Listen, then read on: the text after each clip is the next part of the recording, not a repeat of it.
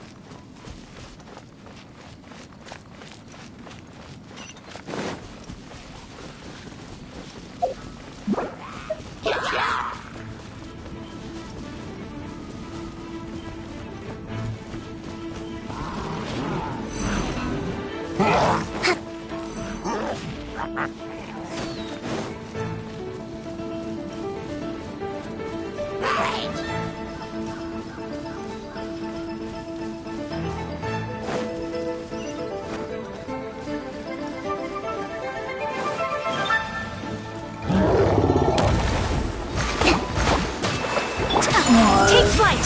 Sakura swirl!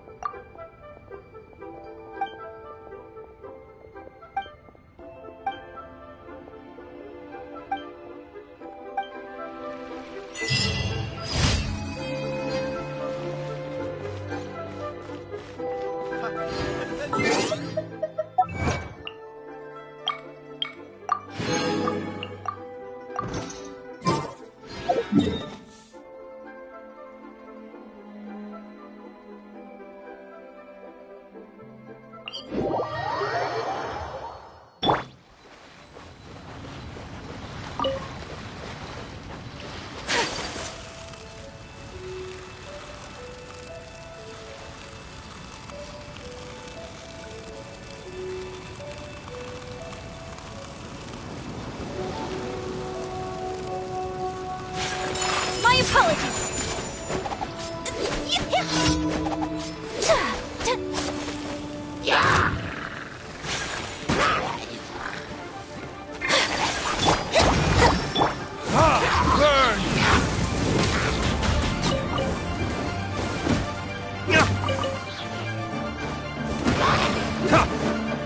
Take this!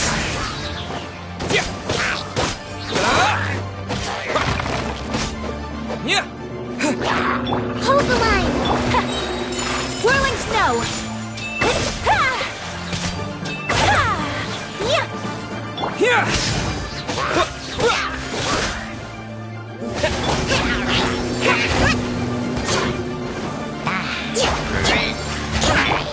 My apologies! Rest and rebuild! Let's move out! Take flight! Take this!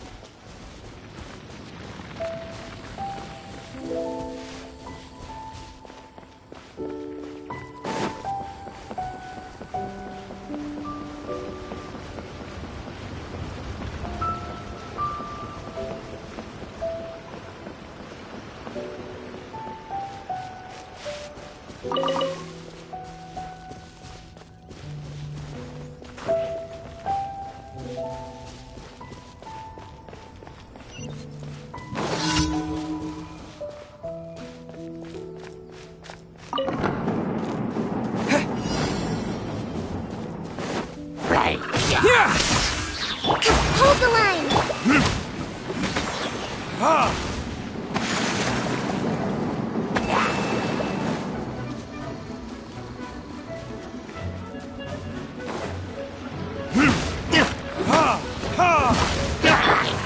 Take this!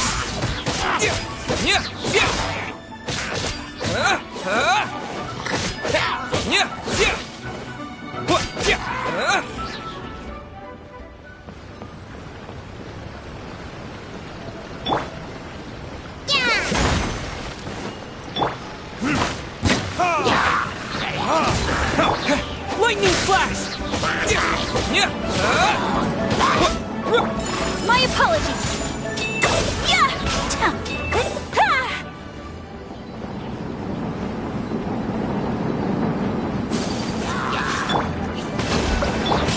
Whirling snow! Kamisato art! Sumetsu!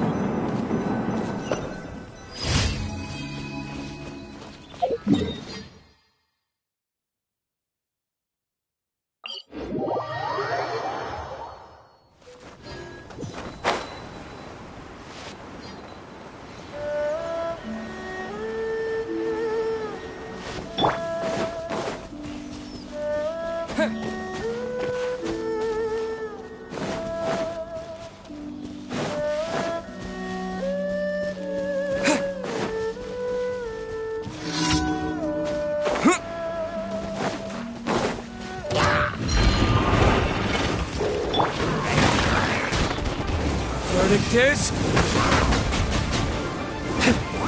Take this! My apologies!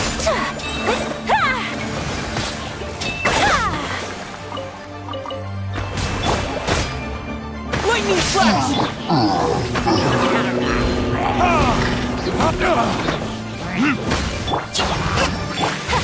Take flight!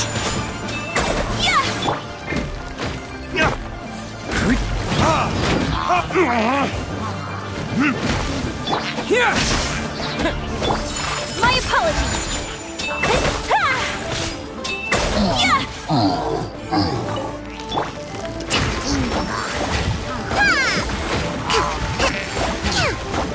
Rest and rebuild! Whirling snow!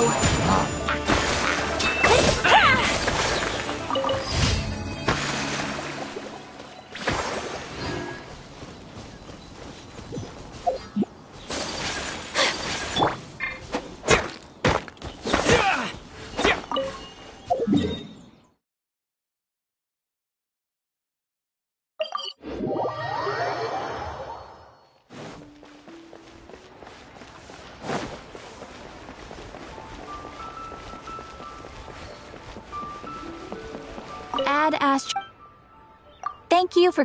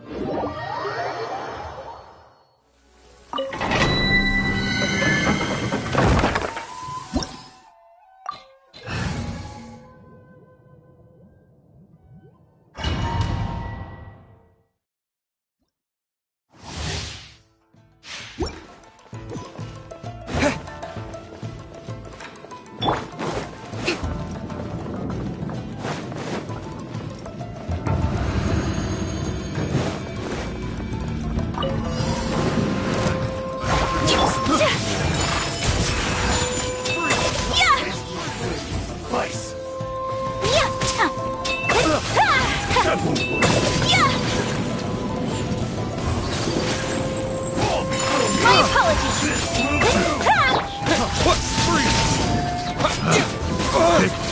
The wrong test. Hold the line.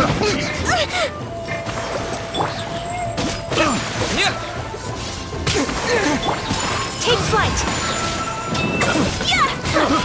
I got you. Fall before me.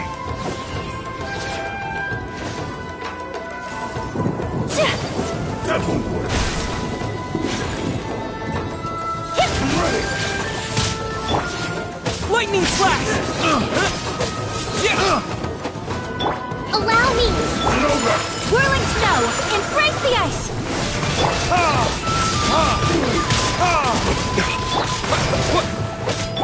Move out.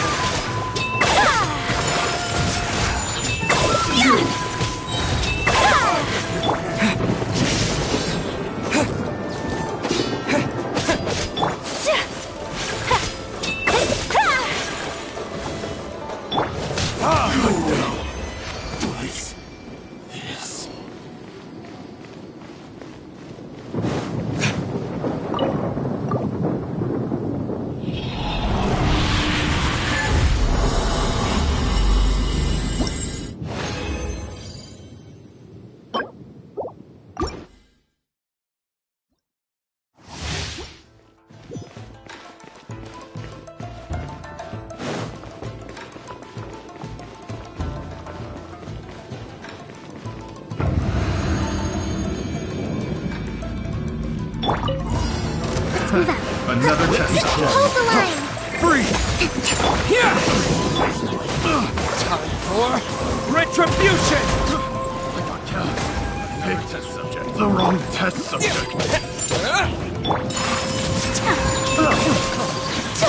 This will do.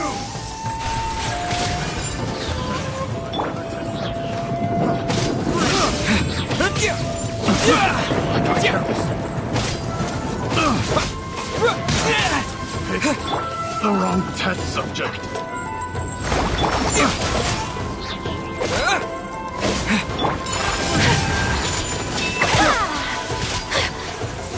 Strike will suffice.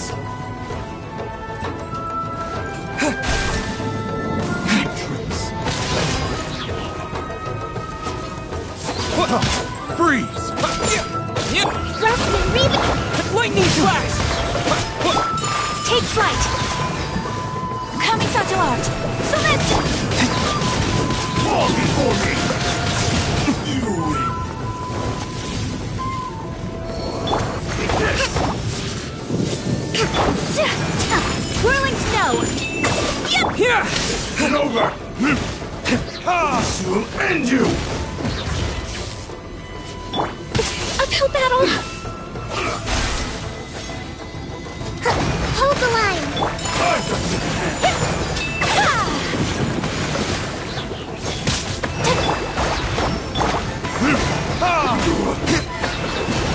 Take this! Take flight. Fall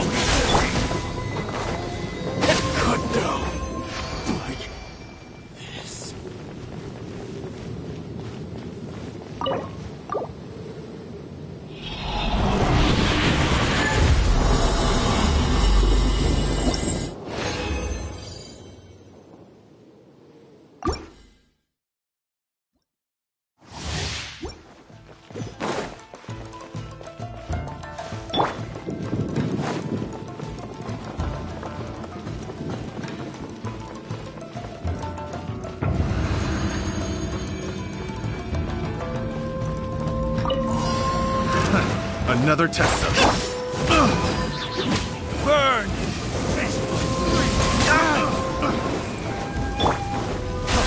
Freeze! Cheap trick! Freeze! Another test subject. Freeze! I got careless. Cheap trick! The wrong test subject. Suffice! This must bleed! Lightning flash! I've got the upper hand.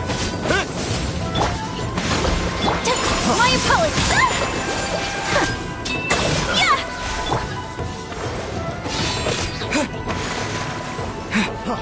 Freeze! Suffice! The wrong test subject. Yeah! I got careless. Let's move out. That won't work. Allow me!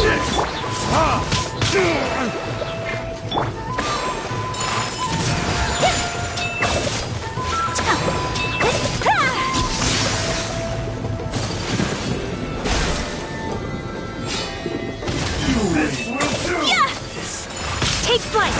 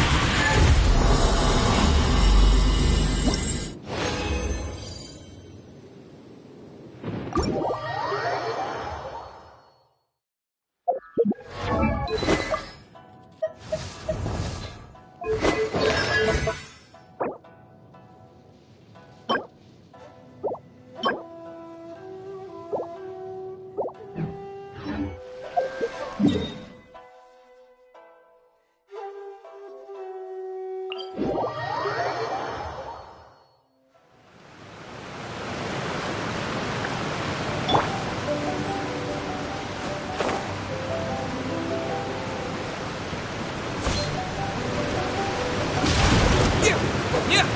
Lightning flash! Rest and rebuild! Yeah! Yeah! Yeah!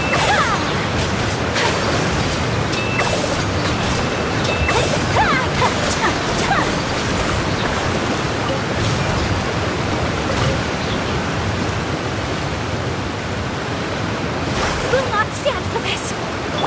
Hold the line! My apologies! Yeah! Yeah!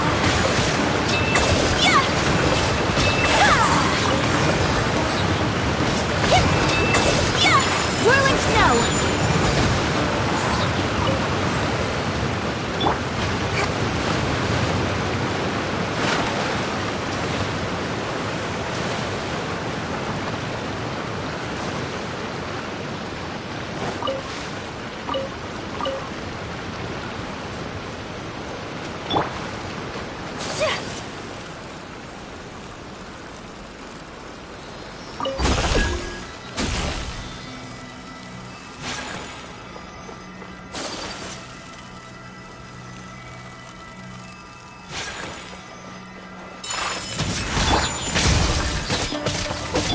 Rest and rebuild!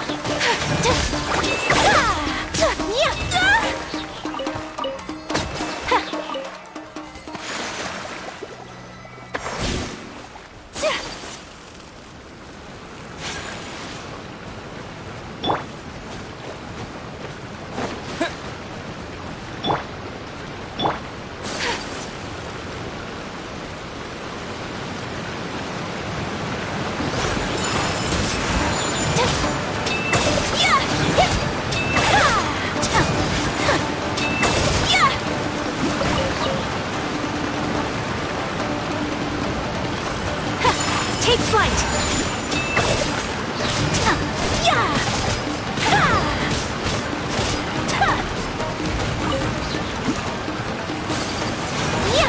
Whirling snow!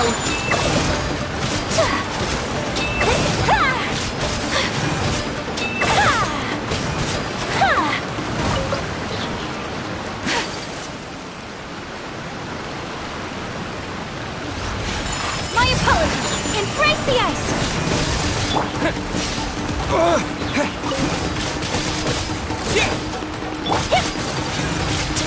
Whirling snow!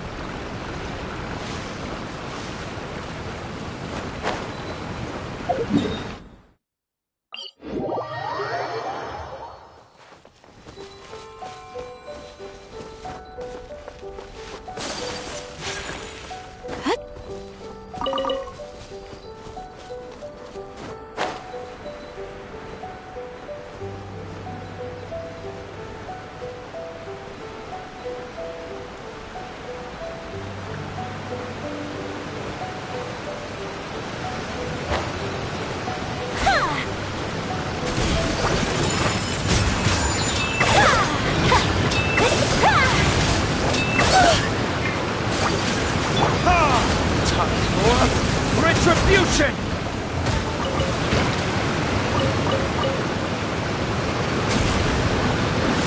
Ha! Ha! Ha!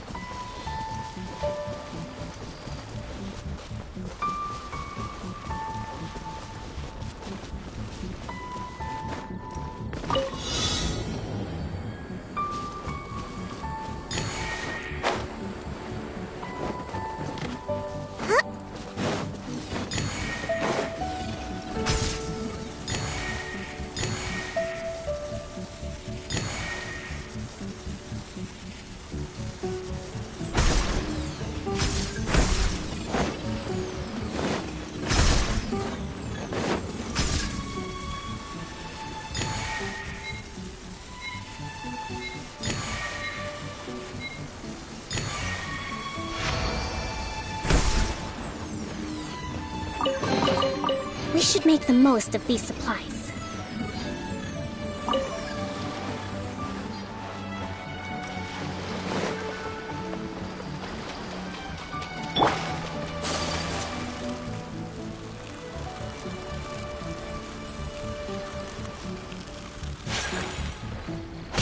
My apologies!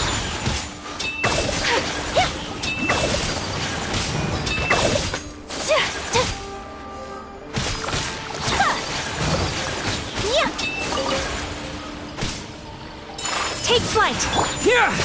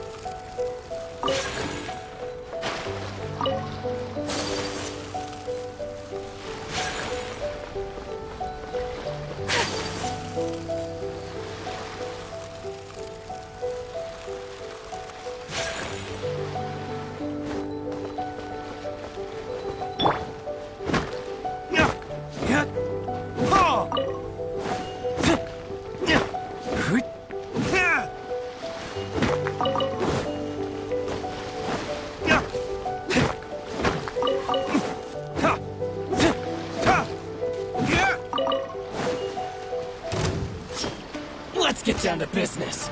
Let's move out. Hold the line! Say no more! Yeah! Kami-san's How's arm! this? Sumetsu! Finally,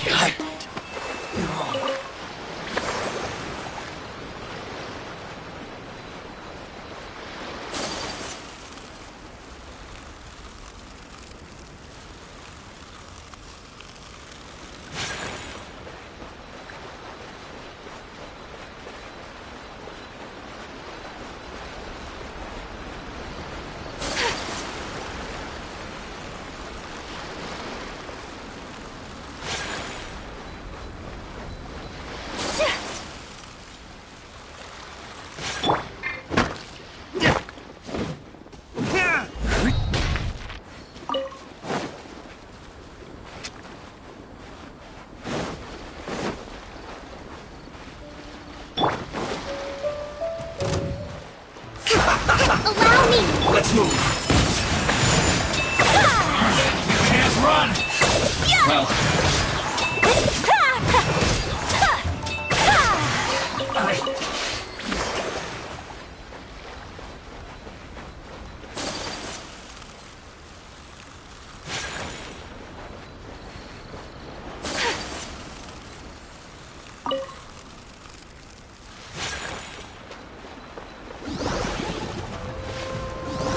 Whirling snow!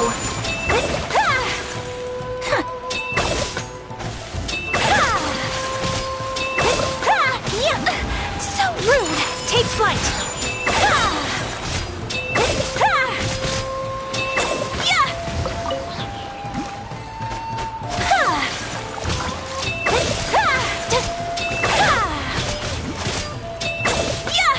Whirling snow!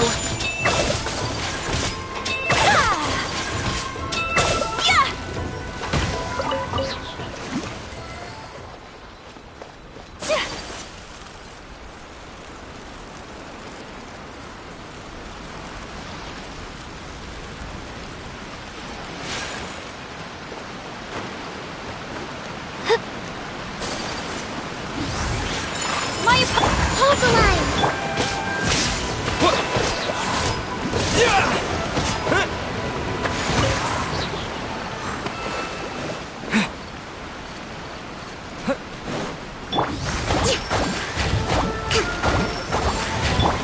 Whirling snow!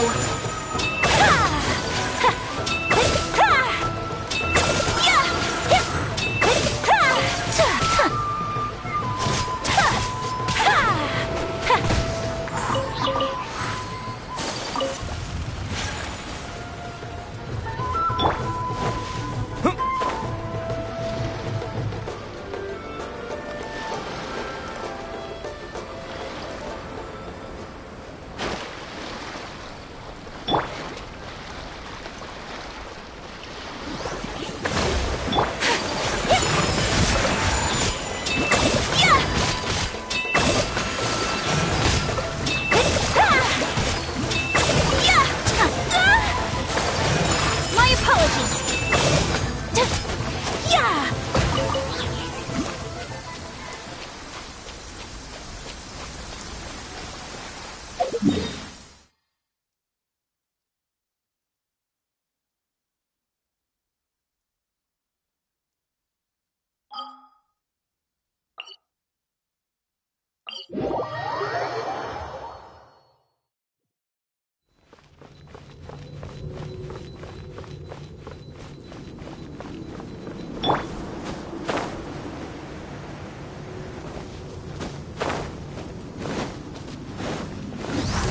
take this. Take flight!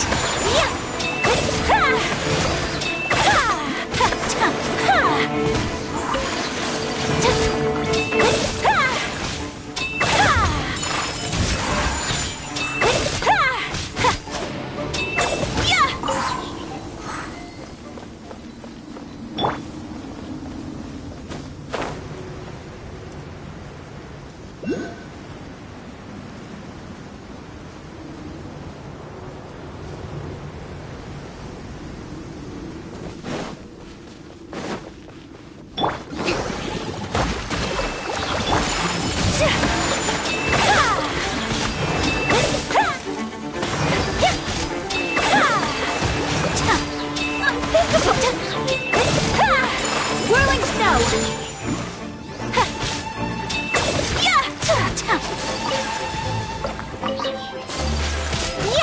Rust and Reeve! Lightning flash. Take flight!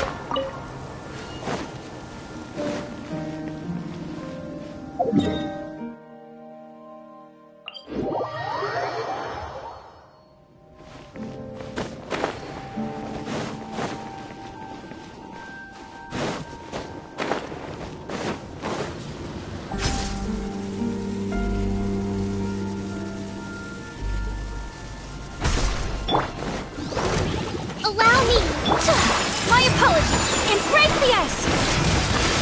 Yeah.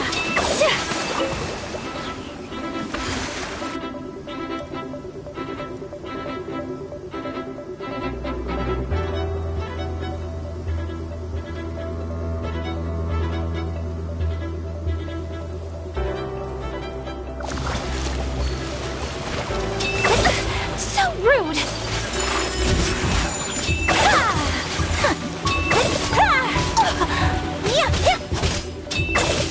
Take this! Take flight.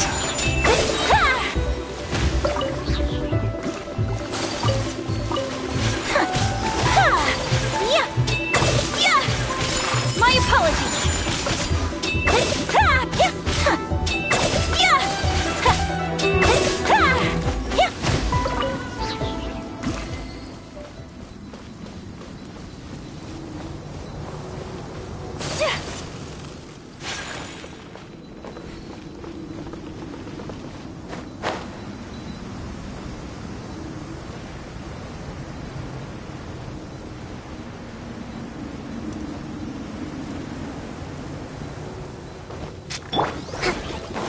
Rust and reeving.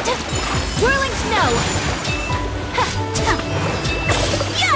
Sakura swirl.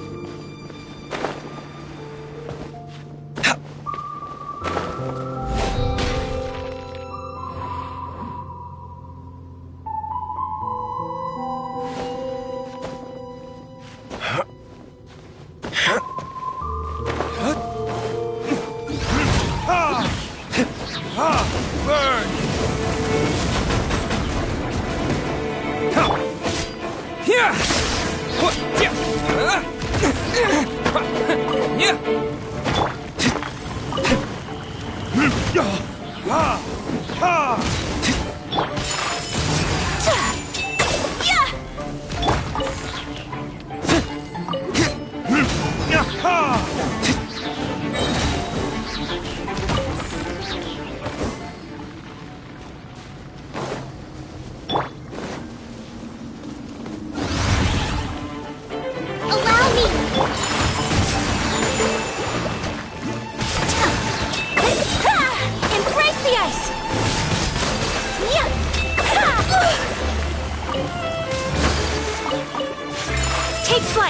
Lightning flash! Yeah!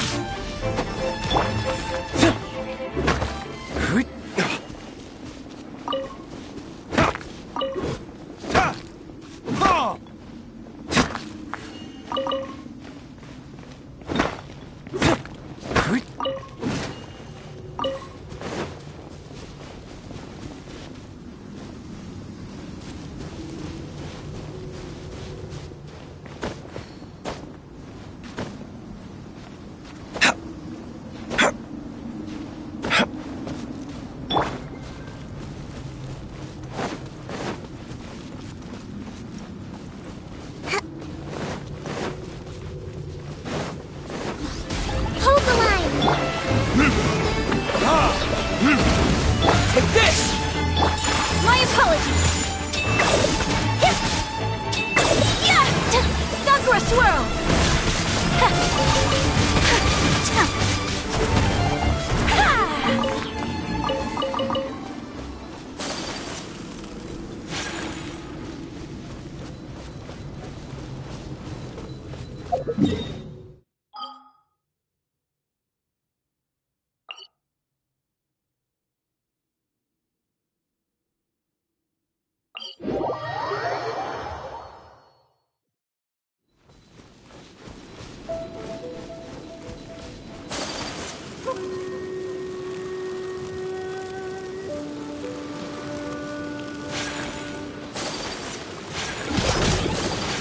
Take flight.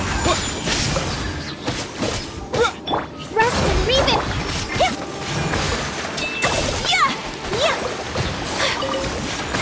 Whirling snow.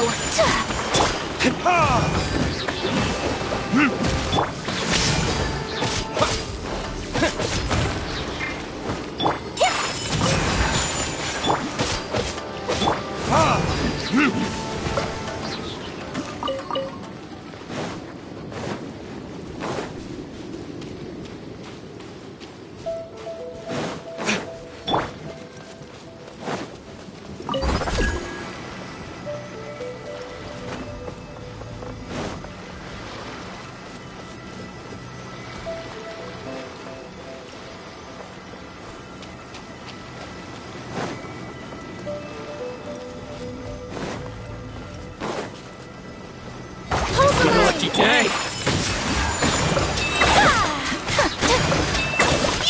To the ferry!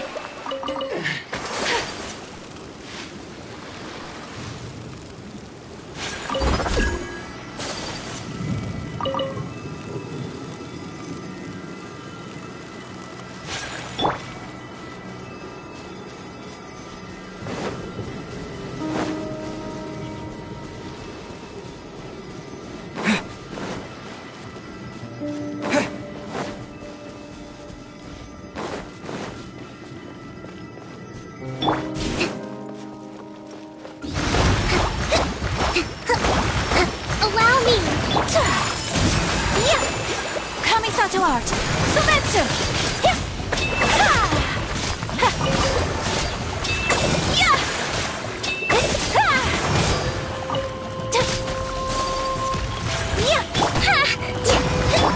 Take flight.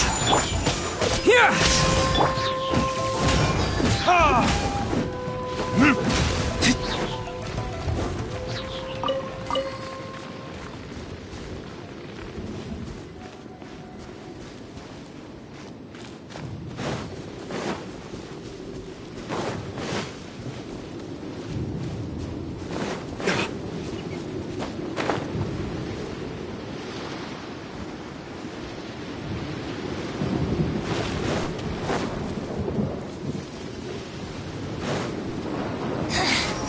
The insolent shall be punished. Where are you?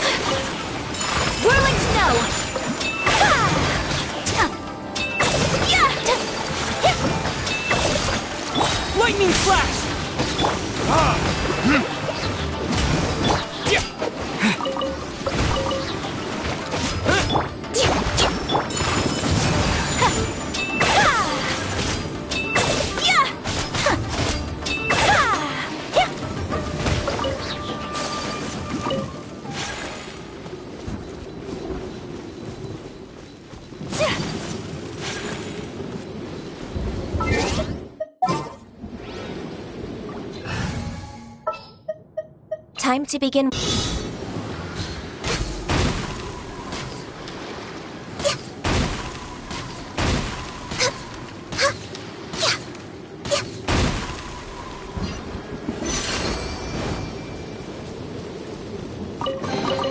Beautiful treasures are a cause for great happiness.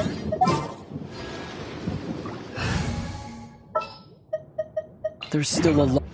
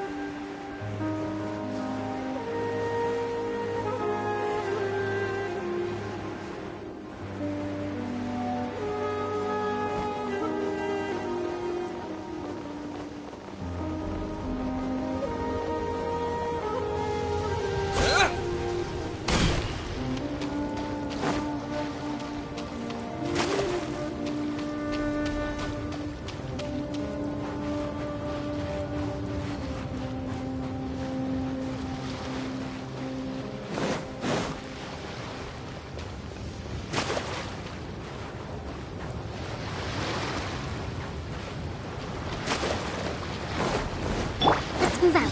Allow me! Embrace the ice!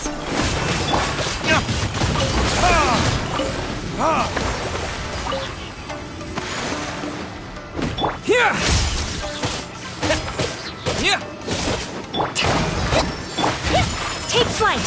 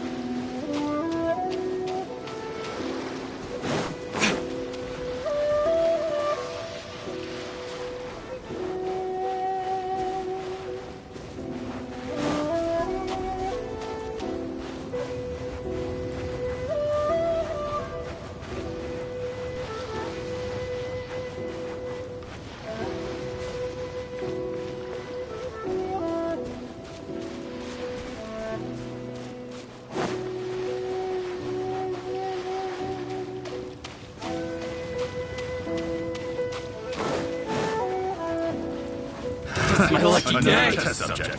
That tingle? Rust and reboot! Whirling snow!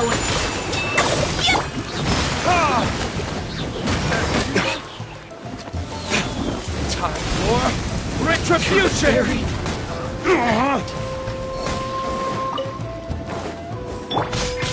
My apologies! Picked the wrong test subject.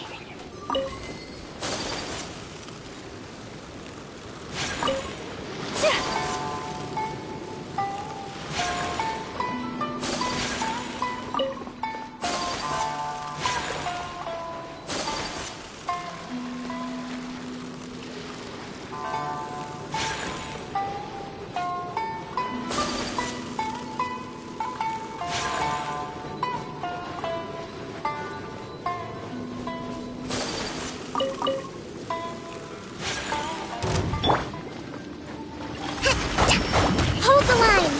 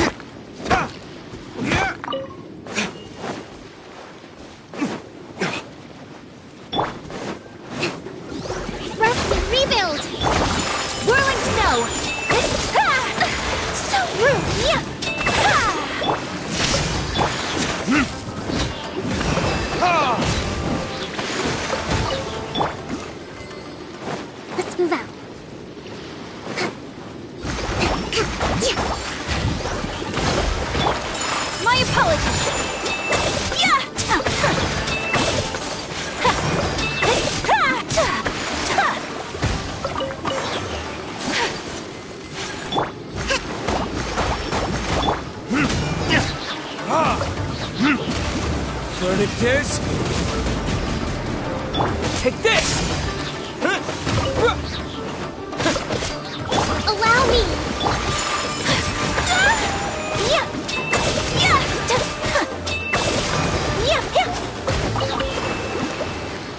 Yeah!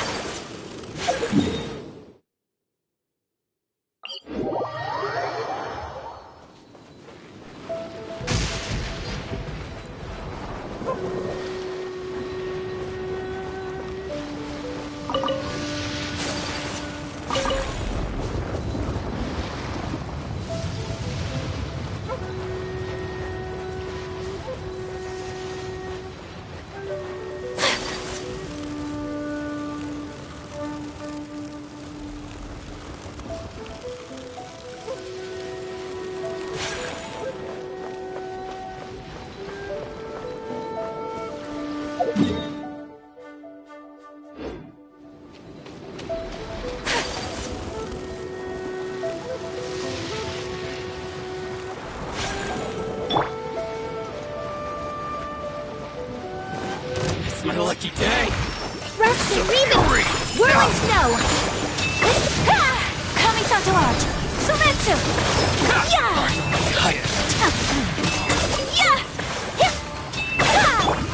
Yeah!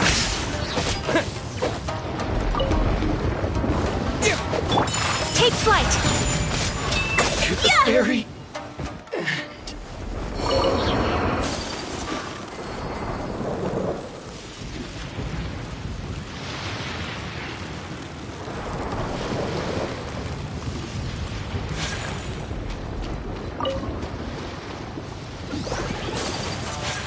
Whirling Snow! Unthinkable!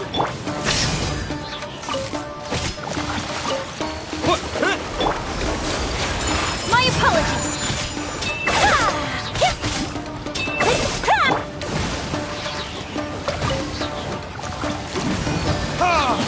Time for retribution!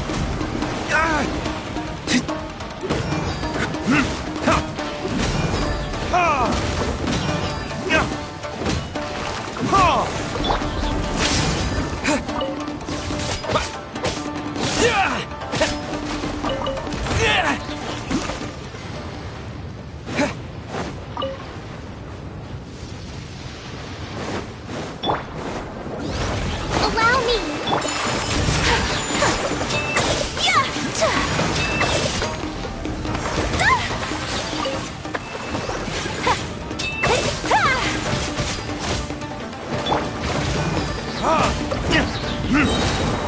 Burn!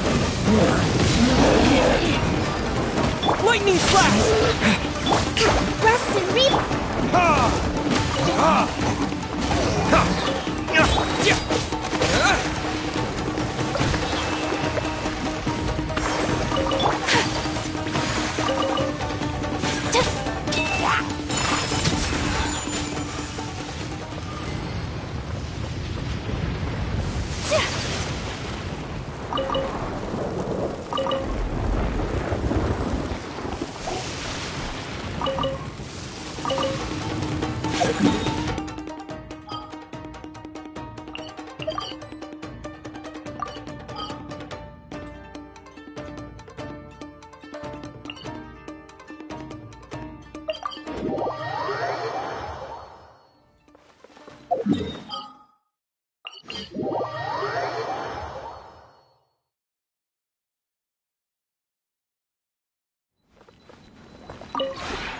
This realm...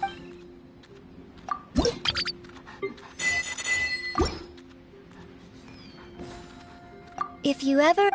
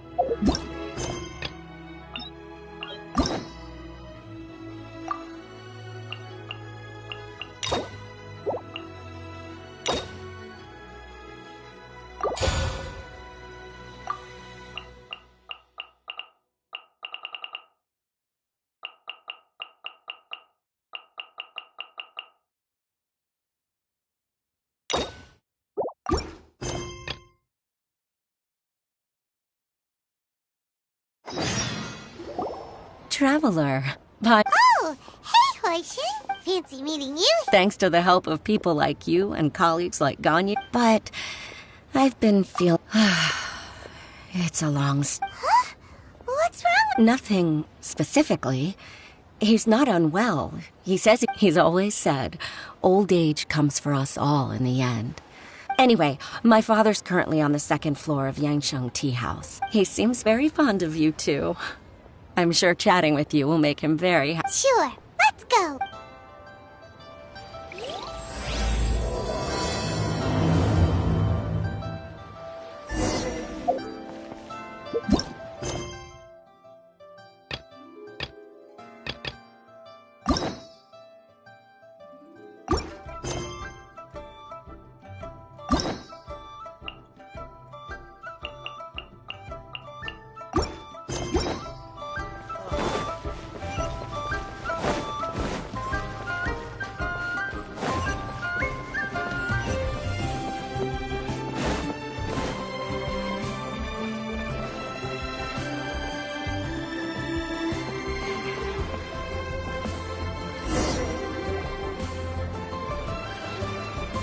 Uncle Tien, we're here to chat with you. Oh? What a lovely surprise. Welcome. Oishi, why don't you go downstairs and get the shopkeeper to make us a fresh pot of tea?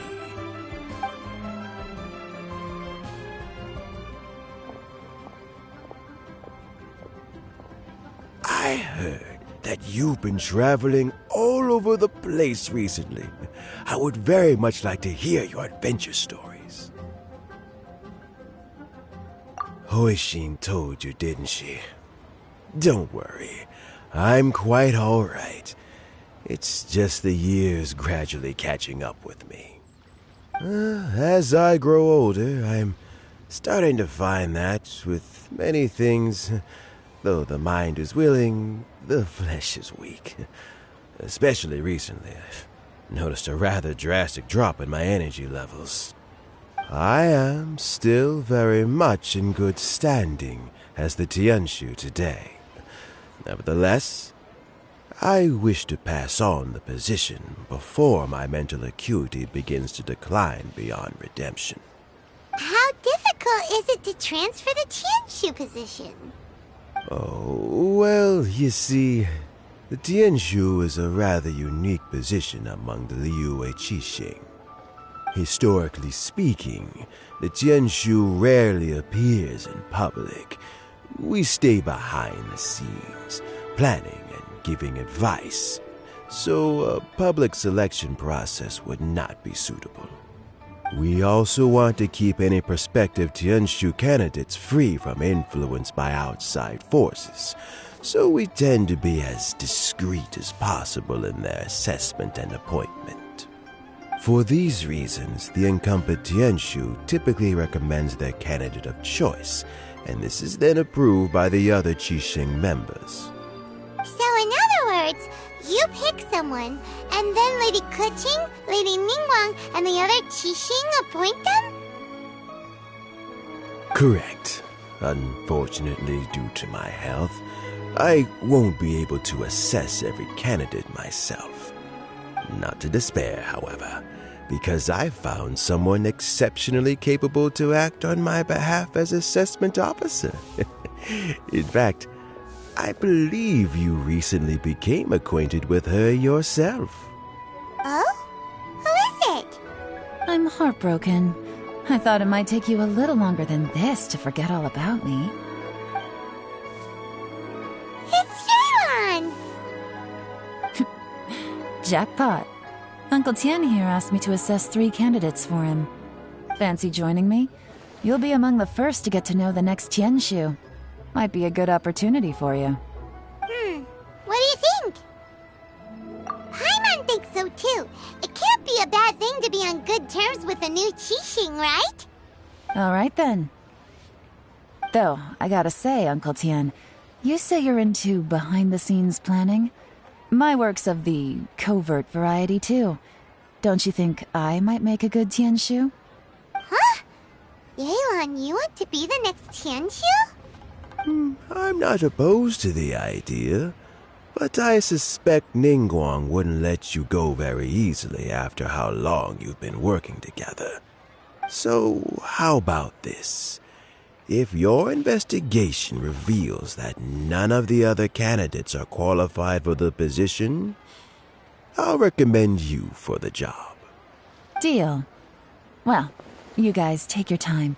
Everything's all set for the assessments to go ahead. Meet me on the first floor when you're ready. Until then, have a pleasant conversation. Oh, and no need to pay for your tea. As the new owner of this fine establishment, this runs on the house.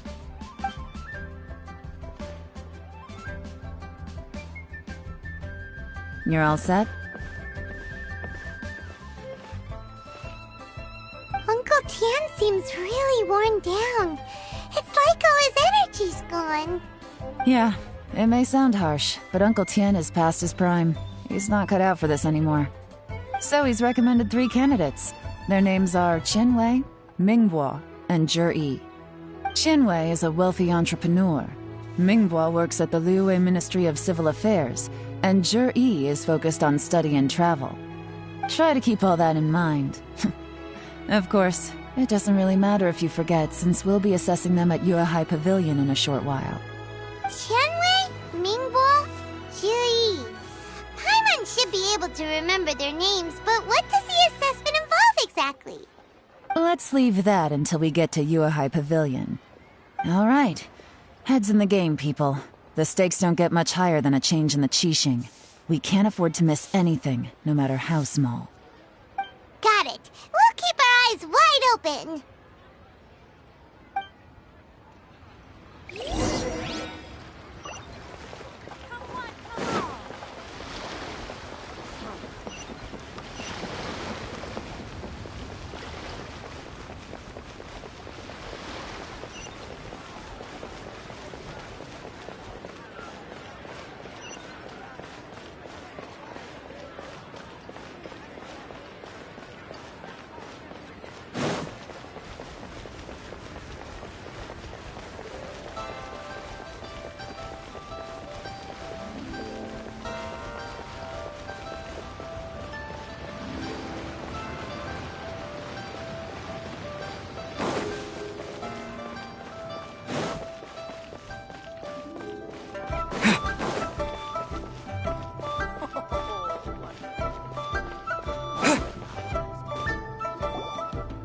My legs are getting sore. What is wrong with this assessment officer? This is a huge occasion and I don't even get a chair. I've dealt with all kinds of people in my time, but never have I been made to stand while I'm waiting for an appointment. Oh, I mean, I think it's fine. That's called being complacent.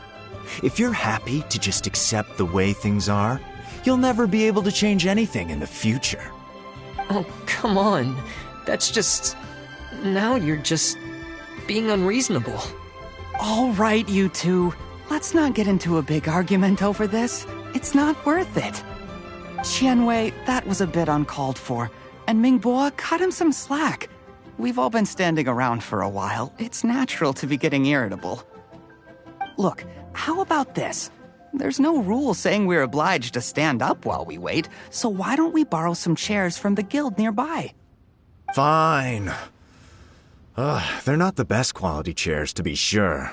But under the circumstances, it would be better than nothing.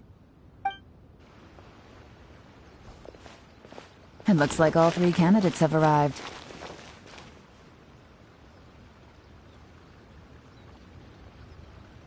We'll meet them formally soon. Before that, let me run you through the assessment process.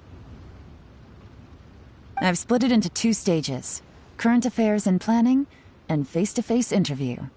In the first stage, candidates are required to submit a manifesto for Liyue's development. In the second stage, we will ask them some questions in person. Writing a manifesto takes time, so I informed them of this requirement in advance. These are the reports they submitted. Wow, one of them is really thick. It's also worth mentioning a stipulation I gave them. Whoever is appointed as the new Tianshu will be expected to implement their plan as put forward in their manifesto.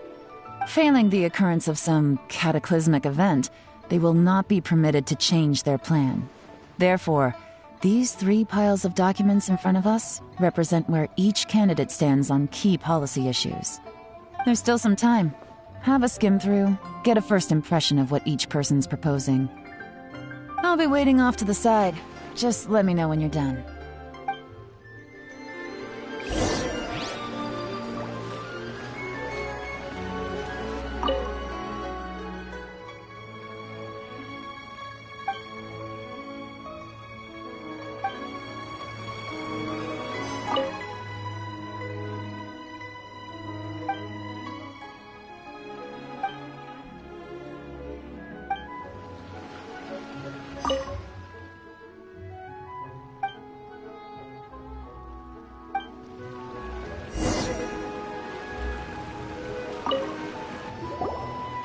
Finished, huh? What did you think? Everyone took it very seriously. Of course they did. They have the chance to be picked as the new Tianshu, so you can bet they're putting their best foot forward. And keep in mind, whoever gets in has to execute their plan as written. Nobody wants to have any regrets. That's for me to know and you to find out. We can talk more after the interviews. We'll see the candidates now. Let's do one at a time. Start with Qianwei. Yes, ma'am.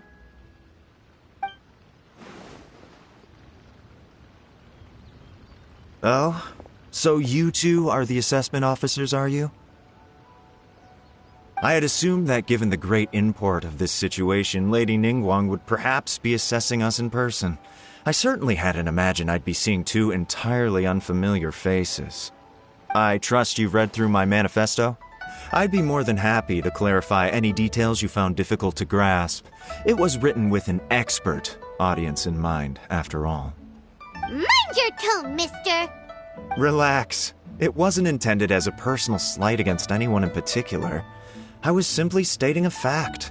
Cloud Retainer? You know this Adeptus? Oh, yes, I remember now. You must be the traveler that people are constantly talking about. With your sterling reputation, you must have a respectable level of erudition. Perhaps you will be able to understand the concepts I have put forward. Although I shouldn't get my hopes up. Oh, is it my turn? Yes. Please, introduce yourself. I'm, Mingbo. I work in the Ministry of Civil Affairs. I've worked there for, 9 years, 5 months, and 3 days. In that time, I've handled, 2,347 cases. I have 12 active cases at the moment. They should be concluded in, 16 days? My current work is related to urban planning, and I'm also responsible for, auditing the accounts. To be more precise, there are 3 parts to the accounts, namely... Is it just Paimon, or is he not very good at public speaking? You know what? Let's leave the self-introduction there and move on to some questions. Oh, okay. Sorry.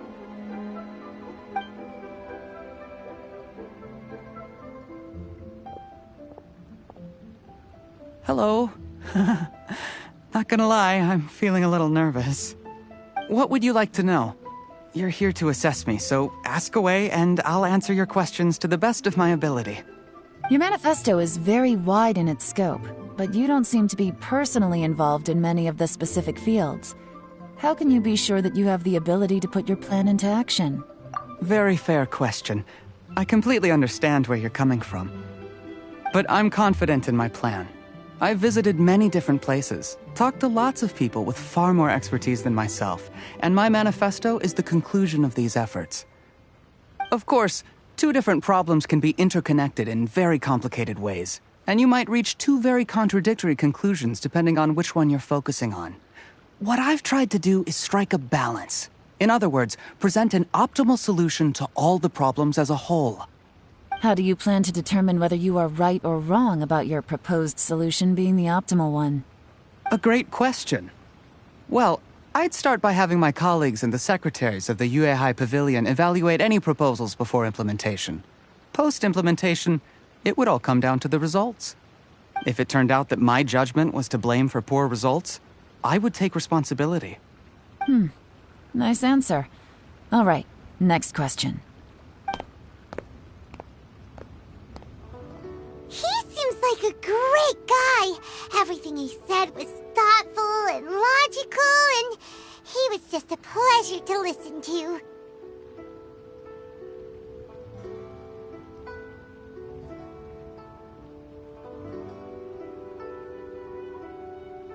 Here's my take on what we just learned.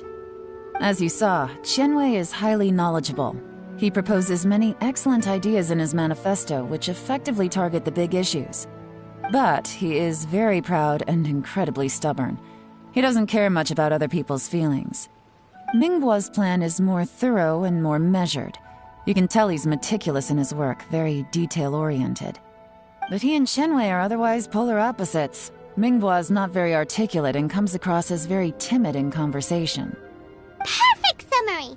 Paimon couldn't agree more! You're good at this, Yuan. Last but not least, Zhi. His manifesto is full of pertinent details, his methodology is sound, and his proposals cover a broad range of fields, which is quite a rare feat. The depth he goes into in each and every area means it can only be a product of painstaking work. Plus, he is modest and good at dealing with people. But what really interests me is that many of his views happen to coincide with Uncle Tien's. Having someone like Zhi take the position would certainly put Uncle Tien's mind at rest. Great! We'll see. Let's go back and report to Uncle Tien.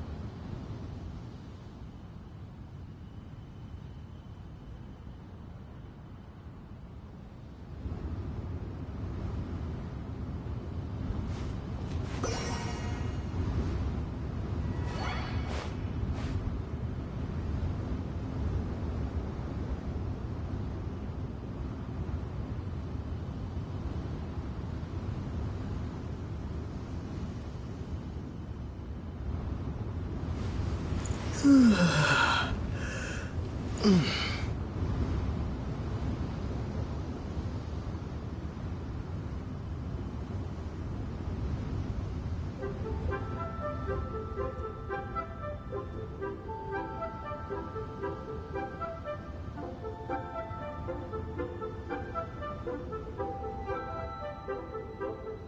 the Milova stands guard, evil shall never prevail.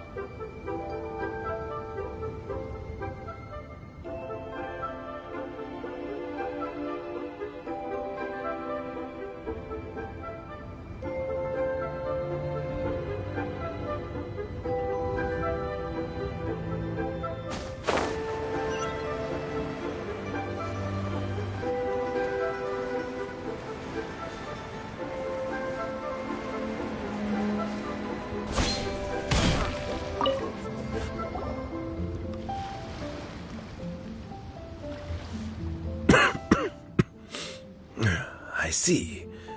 Then it's more or less as I anticipated. All right, then let me ask this. The ideas in Jur-E's manifesto are very similar to your own. Is there any particular reason behind this? Oh, I didn't want to say anything when I gave you the list of candidates, for fear of affecting your judgment. But I can tell you now. Those 3 candidates have all studied under me in the past. It's only natural that they share some similarities with me. But Xin Wei went on to focus on his business, and Ming Bo has always been occupied with his work at the Ministry of Civil Affairs. Of all of them, Juri was with me for the longest duration. Whoa! So how did you get to know them all, Uncle Tian? Chen Wei was referred to me by an old friend. Ming Bo came to my attention in the course of my work, and as for Juri, that was pure happenstance. We first met while fishing, and gradually as we got to know each other, we started discussing all sorts of topics. Juri came from a poor family, and his parents died when he was very young. But he was a gifted student and a fast learner. He reminded me of a younger version of myself, so I started out giving him a few words of advice when we were out fishing and noticed how quickly he got on. Quite. And now, all of a sudden, he's grown into a mature young man. It's a joy to see, but it also gets one thinking. The young are growing up, and I am growing old. How time flies. No one can escape the cycle of life. I don't know, Uncle Tian. You still seem in pretty good shape to me. You might have another few years of work left in you, don't you think? Oh, you. There's really no need to console me. Having less energy than I used to isn't such a bad thing. It just means I finally have a good reason to retire and spend my days doing what old men like me should be doing. Going fishing whenever I feel like it. Sounds like you sure love fishing, Uncle Tian. Ooh, there's nothing quite like fishing to pass the time. Ooh, and freshly caught fish, they make the most beautiful fish soup with barely any preparation required. Fresh fish soup. Sounds tasty. Doesn't it? Also, some time ago, Juri purchased a very special recipe from an old fisherman. When we've been fishing recently, Juri always brings some extra ingredients he prepared in advance. Oh, the addition of these makes the soup taste even more wonderful. That flavor makes for a fond memory. But it might... Oh, can Paimon come next time too? Paimon really wants to try it. Let's get back to the matter at hand. Uncle Tian, we've reported back. Do you have a verdict? I appointed you as the assessment officer. and I trust your judgment. Had you not asked me why Juri's ideas were so similar to mine, I was not going to mention my history with any of them. This decision must be guided by what is fair and right. Please disregard all other considerations and make your final decision only after a thorough review of each candidate's talents and capabilities. Remember, you must be thorough. Understood. Come on, let's go talk somewhere else. Bye-bye, Uncle Tien. Look after yourself.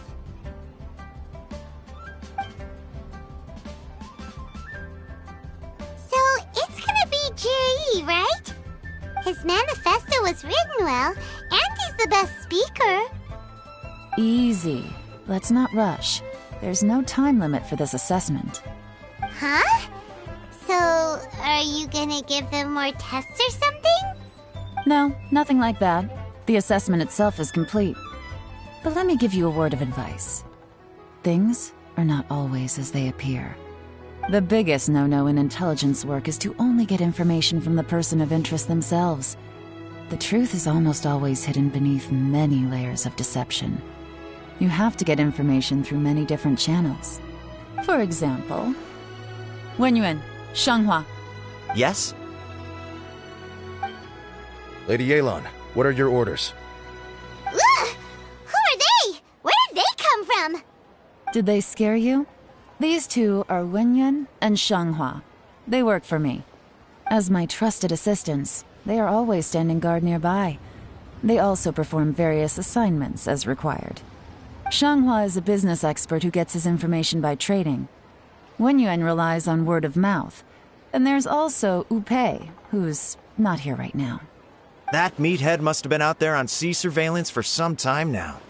Is he all right? I seem to remember that he can't swim. Nothing can take that guy down. Certainly not a little wind and waves. Shanghua, visit all the commerce guilds and look into Qianwei's background. Wenyuan, go to the Ministry of Civil Affairs and look through Mingbo's work files. Yes, ma'am. So what about Jiri? Jiri, well, obviously as the most promising candidate, we will be investigating him ourselves. Let's go to the docks first. Lots of people passing through there. You can find out all kinds of things. If we're looking for information, why don't we try talking to Bulai, the owner of Wanyu Boutique? He does business at the North Wharf. Maybe he has some news for us. That's actually not a bad idea. Let's go and ask him.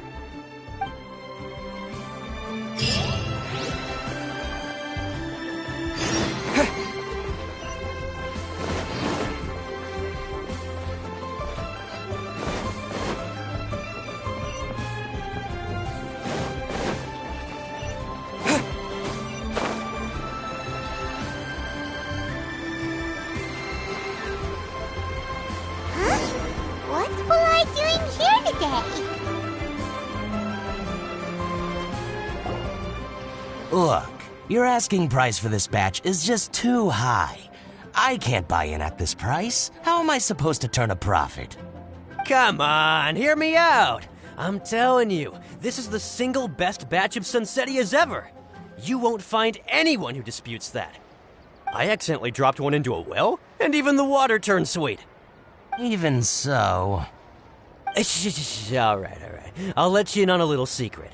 The boss of Second Life also wants to buy from me, but I haven't responded yet. If you won't take him, I'll just have to partner with them instead, and neither of us wants that. Okay, well, when you put it that way, I'll accept your asking price. I'll take all your stock. Don't sell a single one to Second Life.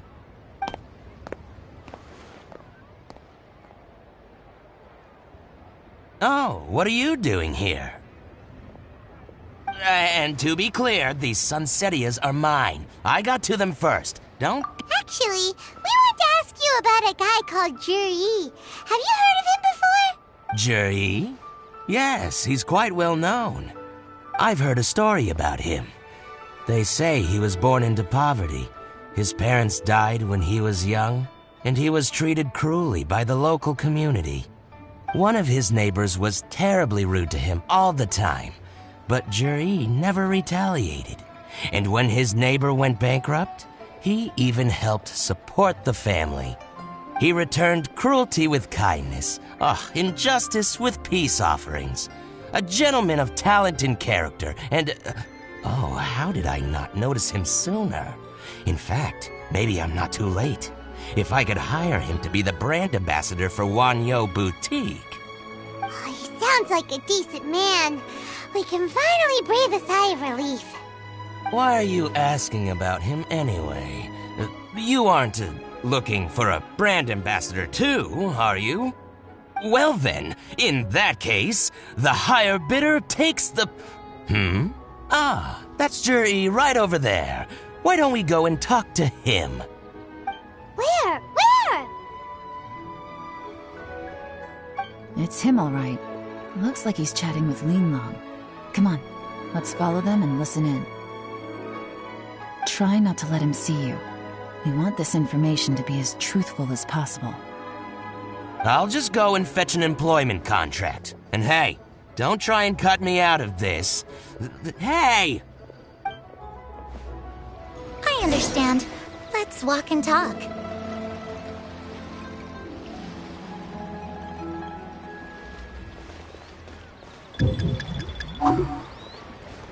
So, you were looking to buy a wineware set? Oh, now I can see that you're a connoisseur, so I won't bother trying to con you. I trust you understand our shop quite well?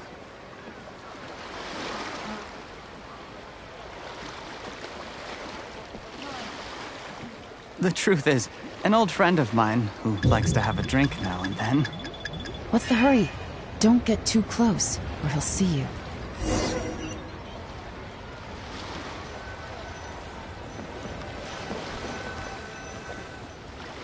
Try not to let him see you. I understand. Let's walk and talk.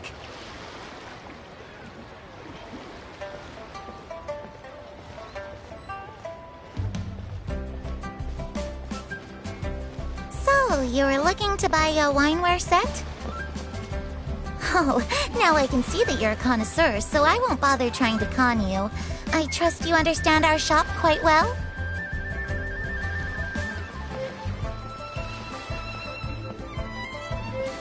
The truth is, an old friend of mine who likes to have a drink now and then. He fancies himself as a man of culture, but doesn't care for needless extravagance. So I thought I might buy him a set of high-quality fakes. How very thoughtful of you. Leave it to me, then. Come and collect it at Shigu Antiques whenever is convenient.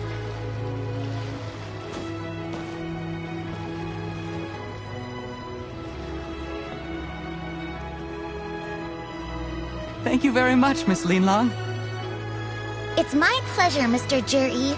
These days, it's quite rare for someone of your standing to still keep up with their old friends.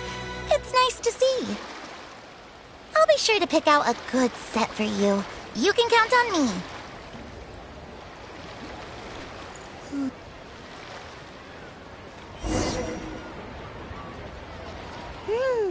Juri seems to get along really well with everyone. Are you satisfied now, Yelan? Seems like everyone thinks Juri's a great guy.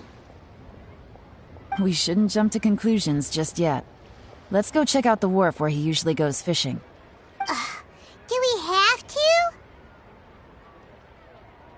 Wait, you're not just trying to dig up some dirt on Juri because you want to be Tianshu yourself, are you? Maybe I am.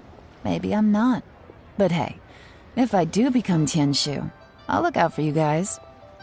You'll be able to try all the finest food for free. How does that sound? We will? Well, come on! Off to the South Wharf we go!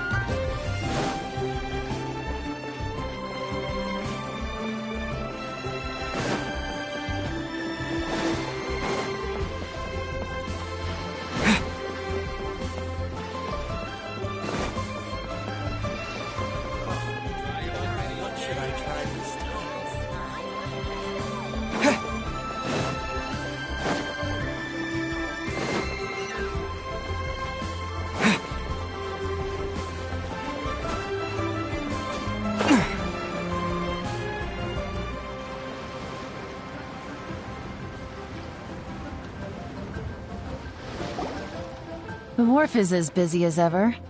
I hear the anglers here sometimes sell their fish to the nearby fishmongers. Let's see what Uncle Soon has to say.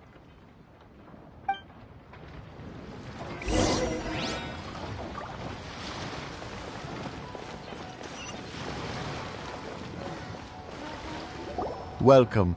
What would you like to buy today? Sorry to interrupt. We're actually members of the, Liyue Anglers Association, and we just wanted to ask a few questions about someone. We've heard about this young man called Zhi, who's supposed to be a fantastic fisherman. Just wondering if you happen to have heard of him? Whoa! Yeon made up a whole fake identity without batting an eyelid! Ah, yes, Zhi. He's been making quite a name for himself recently. I've got some friends who travel all over the place, and they tell me everywhere they go they meet someone who's heard of him. Apparently, he had a rather tough time growing up. Had to work several jobs alongside his studies to make ends meet. How does that saying go? What doesn't kill you makes you stronger. Well, if there's anything to that logic, he's sure to be phenomenally successful one day. Yeah, we think so too! But I'm afraid your Anglers Association might be in for a disappointment. Oh? Why's that? He's good at a lot of things, but fishing isn't one of them. He fishes at the wharf and sells what he catches to me on occasion. His catches are always mediocre. Not terrible, but equally nothing to write home about. If you're looking to recruit some new members, though, I do know a few top anglers I could put you in touch with. That sounds fantastic. I've got a couple of other things to attend to right now, though, so why don't I come back some other time and we can chat over a drink? Sure thing. See you. Everywhere they go, they meet someone who's heard of him. Come on, let's keep asking around.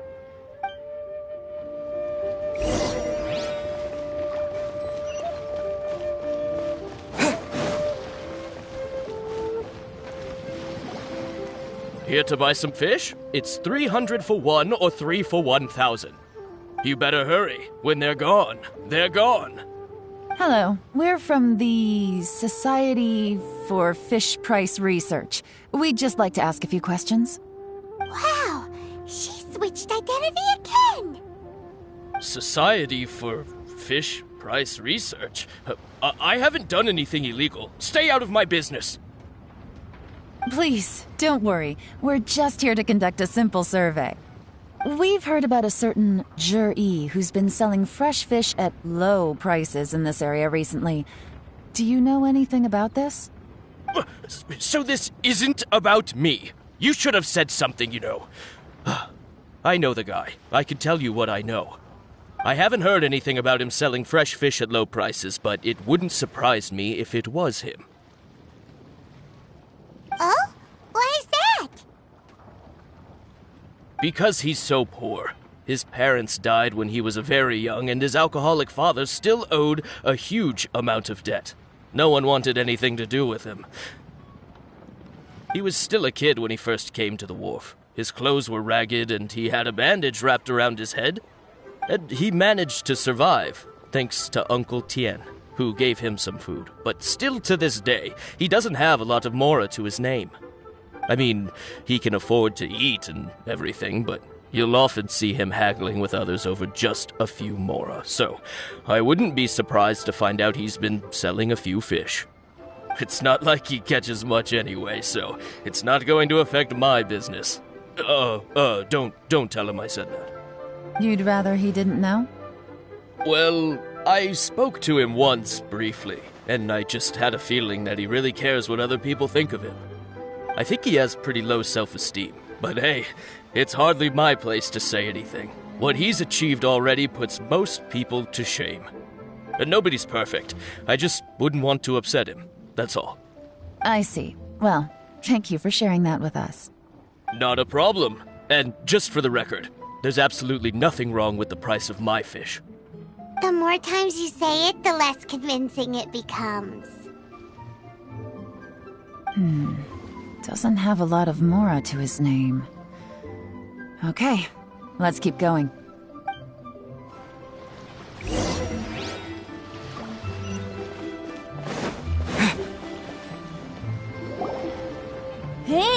it's you guys!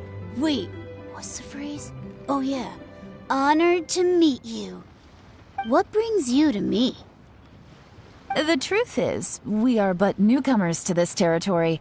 We heard tell of a great martial artist, Master Dugu, who knows everything there is to know. Hence, we sought you out to ask for your guidance. Really? People said I know everything there is to know? But of course. We also heard that Master Dugu is a kind and virtuous swordsman who never turns away anyone who comes with questions. Great! So what do you wish to know? Nothing happens on this street that I don't know about. Now she's lying to a kid.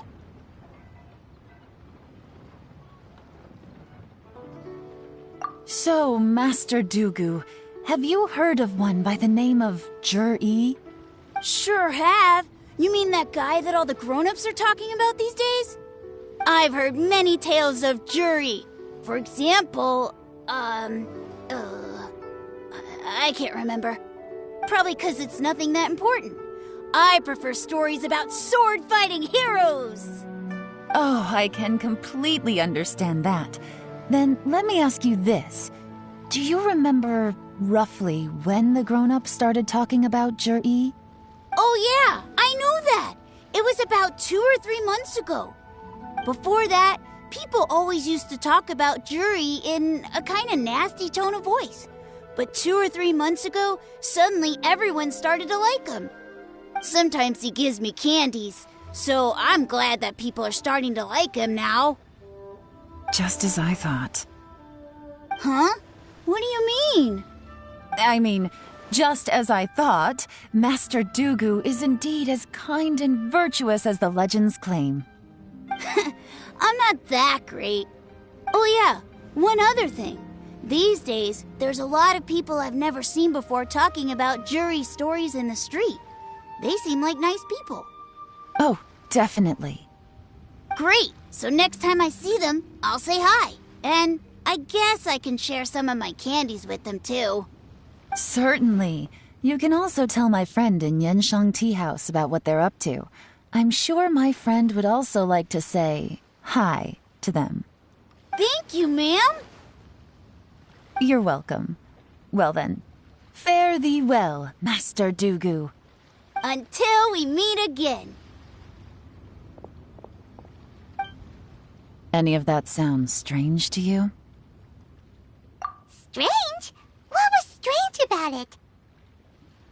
Juri seems to have a great reputation. Uncle Soon and Uncle Gao spoke highly of him, and Dugu Shuo seems to like him too. True. But the issue is, where did his sudden celebrity come from? It almost seems too good to be true. Sudden? Too good to be true? What do you mean? So he returns cruelty with kindness and had to work to support his studies.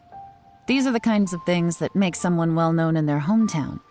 But Uncle Soon said even his friends who travel far and wide hear about him wherever they go. That's a little over the top, if you ask me. Do you remember what Dugu Shuo said about Jur-E's stories? Clearly they left him with a good impression of the guy. But beyond that, he wasn't interested in the details. That's the reaction I would expect from any normal person. Plus, there's the fact that all this praise of Jur-E has only been happening within the last 2 or 3 months. His childhood, his studies, the thing with his neighbor, none of these are recent events. So why are these stories only going around now? When you put it like that, it is kinda strange. Of course, if that's all there was to it, I wouldn't look into it any further. Jur-E was born into a poor family. Paying people to get his stories out there is within the rules of the game as far as I'm concerned. The problem is, do you remember what Uncle Gao said about him? He's stayed poor his whole life. Everything he's earned he's either spent on studying, traveling, or paying off debts. I don't think he has the mora to pay for a publicity campaign. Right. And that changes everything. It can mean a powerful faction is trying to gain influence over the Liu at Xixing. That's the worst-case scenario. But all too often, the most pessimistic speculation turns out to be closest to the truth. Someone's trying to gain influence over the Qixing? That sounds serious. What should we do? Even if we asked Jiri about it, surely there's no way he'd admit it. First, we need to find out who's supporting him. Don't worry, I've got a plan. Remember the current affairs and planning stage of the assessment? Since the successful candidate is duty-bound to implement their plan after taking office, their manifesto tells us their stance on key issues. Whoever is secretly helping Jir-E must be seeking to benefit from his actions after his appointment. So, we should be able to find some hints in Jir-E's manifesto on who we're dealing with. Come on, let's get back to Yenshang Tea House.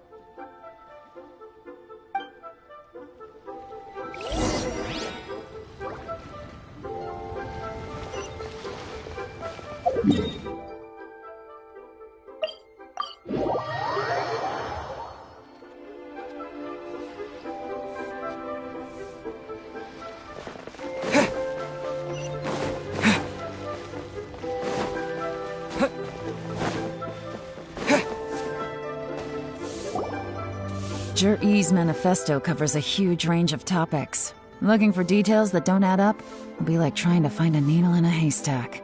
I'll divide the reports into 2 piles. You take one, I'll take the other. When we're finished, we'll put our heads together. Officially, the assessment is already over, and I'll be expected to announce the results before long. So we have to get to the bottom of this as quickly as we can. Yikes! We better hurry! Whatever else Uncle Tian might think of Jir-E, the fact remains that he's one of his favorite students. Any evidence he's left is not going to be immediately obvious. We'll have to look carefully and think critically.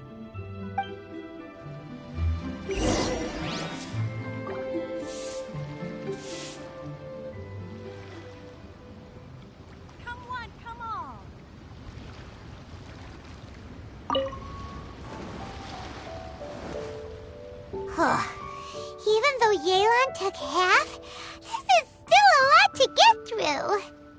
Well, we gotta start somewhere.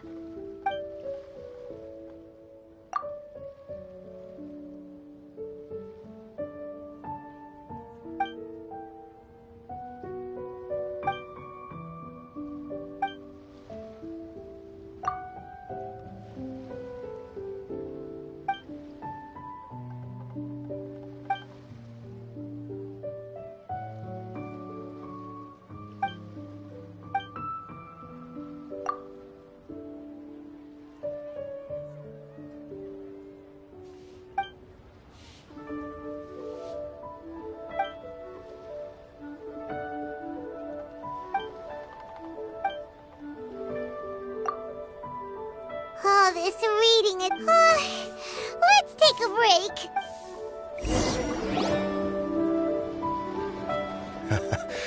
Looks like I'm the first one back, as usual. Oh, hey! It's one of Yelan's little helpers, Shanghua! If you're back, that means you finished investigating Tianwei, right? You betcha. I visited all the commerce guilds and gathered a wealth of information. Every time they asked me to leave, but I always had another trick up my sleeve. Don't drag this out. Just tell us your findings. Yes, Lady Yelan. To summarize my findings, most people who've had interactions with Tianwei will start out complaining about how proud and arrogant he is, but then go on to give a generally positive appraisal of him. The young master of the Feiyun Commerce Guild said that Tianwei appears arrogant, but he's very scrupulous in the way he works. Once he signs a contract with somebody, he treats them fairly regardless of their background. Who'd have thought? Is it possible that his reputation is fake? Is there any way you can check the accounts of the businesses under his name? In theory, that should be very difficult. But here's the thing. I asked around and found out that almost all of Tianwei's accounts are open to the public. Where he buys from and sells to should be confidential business information, but he doesn't seem interested in protecting it at all. Tianwei often sees business opportunities that others don't, but once he's made enough mora off of it, it's like he gets sick of it and releases all of his trade secrets. It's like he wants people to know that they still can't beat him, even if he shares all of his secrets. The fact that someone like that can still make Mora is pretty infuriating when you think about it. What a strange guy. It's like he's not doing business to make Mora, but instead... to validate his theories. No wonder his manifesto contains so many insights. It's all the result of his first-hand experimentation. I'm back! Huh? How come you're here? Why do you think? Obviously, because I possess superior skills and am always one step ahead of the competition. Well, when you're the competition, at least. You... Ugh, whatever. I'm not getting into an argument with you. If I hadn't had something else to take care of on the way, I would have been back long before you. Lady Yelan, I have finished investigating Mingbois. Well, we're all ears. The Ministry of Civil Affairs says that Mingbois struggles to get his words out when he gets nervous, especially when he's chatting with strangers. But after a few days of getting to know him, you can pretty much have a normal conversation with him. On the whole, the feedback from the Ministry of Civil Affairs was very positive. He always considers the things that everyone else overlooks. In your opinion, was the Ministry of Civil Affairs' appraisal of Mingbois at all exaggerated? I don't believe so. Mingbois is someone who has slowly but surely earned the reputation he has today. According to Miss Yu, the Ministry often gets Mingbois to take a final look at projects before they're implemented. People feel much more confident in something if it has his stamp of approval. Oh, and also, there was once someone in the Ministry who was lying and cheating to try to advance their career. Mingbois gave them the scolding of a lifetime. Apparently, he can be terrifying when he loses his temper. I haven't seen it for myself, though. Whoa, that's hard to imagine. Like I said before, things are not always as they appear. Ah, so that's what you meant by that. I'm starting to get it now. Thank you both. You're free to go now.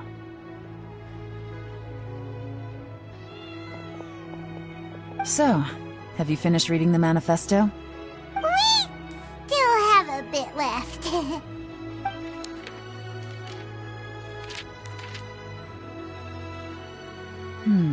I can't see any immediate problems looking at the individual entries.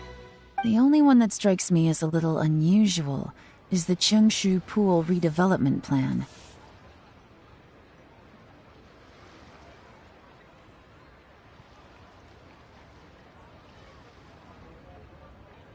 Chengshu Pool has always been home to many secrets. Plus, Ajdaha once wrought havoc there, so there are even more secrets buried deep underground. At some point, a rumor began to go around that there is great treasure buried beneath Chengshu Pool. A long time ago, with the approval of the Qixing, a mining team conducted an exploratory excavation there. So, did they find any treasure? None. The ruin was completely impenetrable.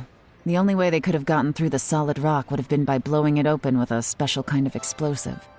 The technology wasn't mature enough at that time, so the excavation project was shut down and the treasure became a mere legend.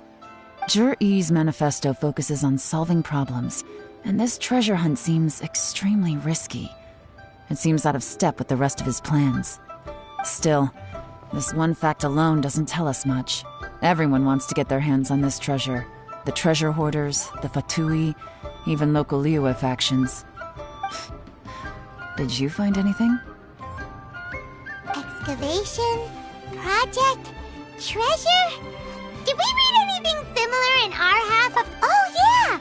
Zhi-Yi said the Blackcliff Forge workers should get right of first refusal if any suitable projects come up. Did he now? Well, that makes everything much clearer. So Zhi-Yi wants the Blackcliff Forge to excavate the treasure of Chengshu Pool. Does that mean the Blackcliff Forge is Zhi-Yi's secret supporter? No, not likely.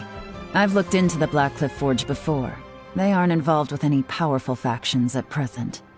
They do possess some specialized explosives, but it would seem more trouble than it's worth to put so many resources into a risky project like this. Still, since the clues are pointing toward the Blackcliff Forge, we should see where they lead. we may well find something new.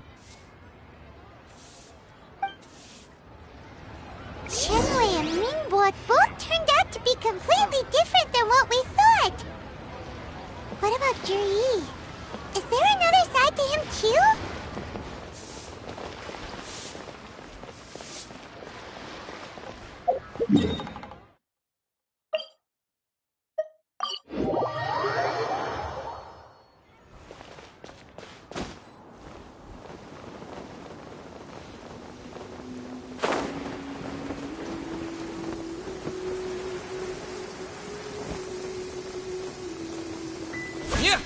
This is the Black Cliff Forge. Let's look around for clues.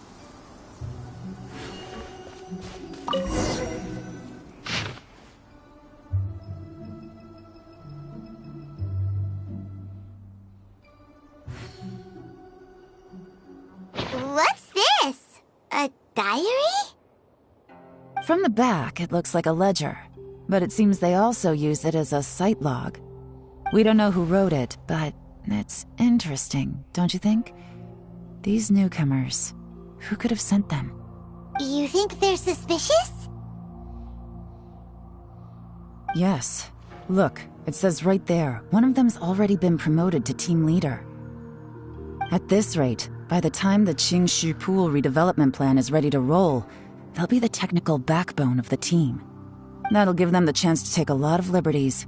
They can copy any secret texts or steal any treasure they find underground. Imagine if we didn't suspect anything. By the time Jur-E recommends the Blackcliff Forge for the excavation project, at most we would maybe do a fresh background check on the place. No red flags if all they did was change some key staff. And even if we decided to vet the staff individually, they'd have had more than enough time by then to come up with fake identities. That's the advantage of planning this far in advance. It was a clever move. When you put it like that, it all makes sense. If we hadn't found this out, someone else would have stolen the treasure. So, who's really behind all this? That's a question for the newcomers. But let's start with that worker over there for now.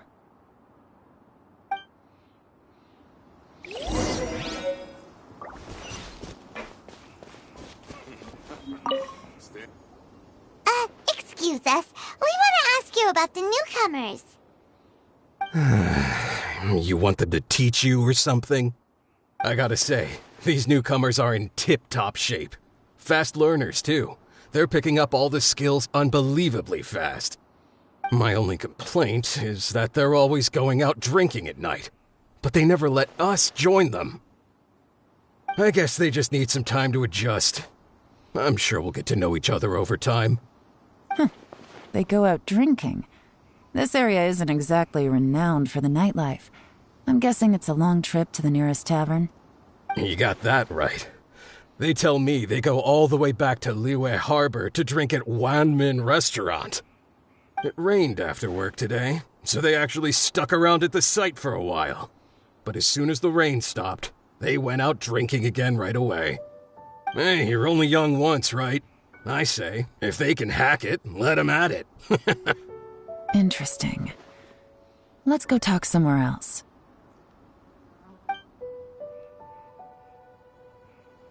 Looks like our hunch was on the Mora. These newcomers are very suspicious. Drinking in Liyue Harbor, huh? Some cover story. I'll wager they've been going to intelligence updates. Good thing it rained today. It means they'll leave footprints. I doubt they'd give themselves away that easily, but let's follow them and try our luck.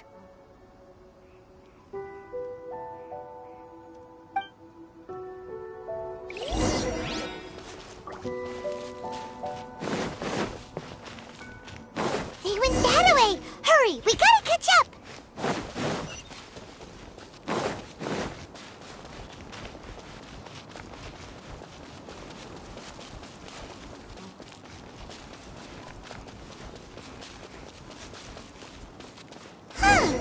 These footprints are heading towards Liyue Harbor.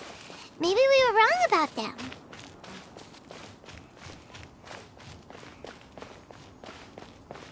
Just as I thought. They didn't go to Liyue Harbor. They went that way.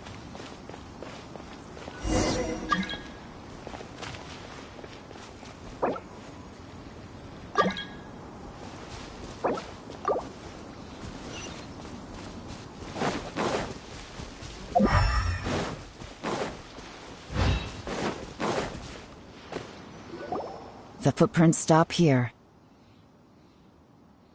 But, judging from the direction, I'm guessing their destination was that abandoned house.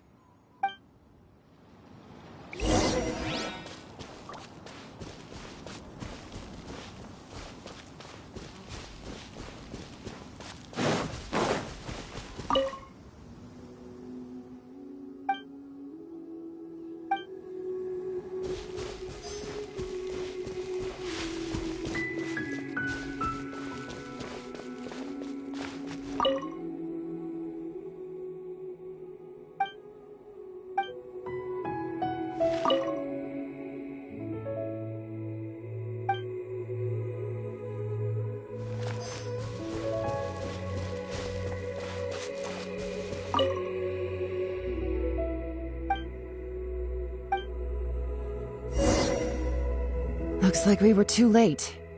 This has gotta be where the newcomers rendezvous with whoever they're working for. But all the evidence has been destroyed. Look at these ashes. Someone was burning documents not long before we arrived. Could there be anything left? Maybe the wind could have blown the fire out before everything was finished burning. The odds of that are very slim. It's practically impossible. I've checked. All the paper's been burned. There's only ash left now. Why don't we wait for them back at the Black Cliff Forge? They've gotta go back there sooner or later. We can't count on that. Clearly they were based here at one point, but it's mysteriously abandoned now. To me, that says that whoever's behind this has moved them somewhere else to throw our investigation off course. Darn! Guess this is where our trail runs cold. Make no mistake, the purpose of our trip wasn't to find any solid evidence. We just need to figure out who's behind Jur-E. I smelled something peculiar the moment I came in. Those newcomers probably thought they'd be safe as long as they burned the letters. But what they failed to consider is that paper and ink from different regions produce different odors when they're burned. Really? Paimon can't smell anything. Do you? There is a certain place with a freezing cold climate where there's nothing but ice as far as the eye can see. Some wealthy people there put floral fragrance in their ink as a way of injecting a little romance into their writing. When that fragrant ink is burned, this is the exact odor that it leaves behind. Exactly. The evidence will soon be blown away by the wind, so it's nothing we can arrest anyone with. But it's all I need. Now I know who we're dealing with. I can plan our next move. Lady Yelan! Oh, thank goodness I finally found you. I thought I'd never see you again. Who are you? Don't be alarmed. This is Upei. He's Wenyuan and Shanghua's colleague. I sent him to look into Jur-E's regular contacts. Since Jur-E likes fishing, Upei thought he might know some of the fishermen and sailors, so he took a boat out to sea to ask around. I left him a note at Yanshang Tea House telling him to look for me at Black Cliff Forge when he got back. If there'd been an ambush waiting for us there, it means we'd have had some backup. So, what did you find out at sea? Forgive my incompetence. I'm afraid I've come up empty-handed. I asked all the fishermen multiple times, but none of them had any interactions with Jur-E before. Then the waves got so choppy I ended up falling overboard. Fortunately, someone managed to drag me out. When I got back, I heard that you'd gone to Black Cliff Forge and might need backup, so I went straight there as fast as I could. Didn't even stop to change my clothes. Well, Uncle Tien said that Jur-E once bought a recipe from one of the fishermen. Did you hear anything about that at all? What? That's news to me. No, that's not possible. It's absolutely not possible. Lady Yelan, I'm telling you, I spoke to every single fisherman out there, and none of them mentioned anything about a recipe. Interesting. Then I wonder how that even more wonderful fish soup came about.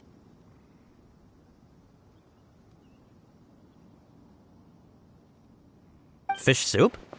What fish soup? Nothing. Our priority right now is to find a way to get our hands on some solid evidence. Well, any suggestions?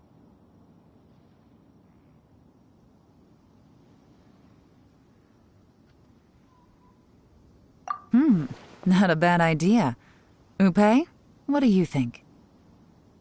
Honestly, I've already tried following Juri, but the guy's too cautious. Never meets with anyone suspicious. Okay, so tailing's out. No, we'll still need to tail him. But first, we need to do some groundwork. Groundwork? When you've worked in intelligence for a long time, you'll understand that no one can stay on high alert forever.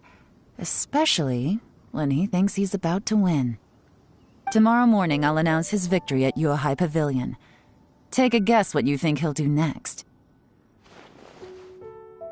Be sure to arrive on time. You won't want to miss the show.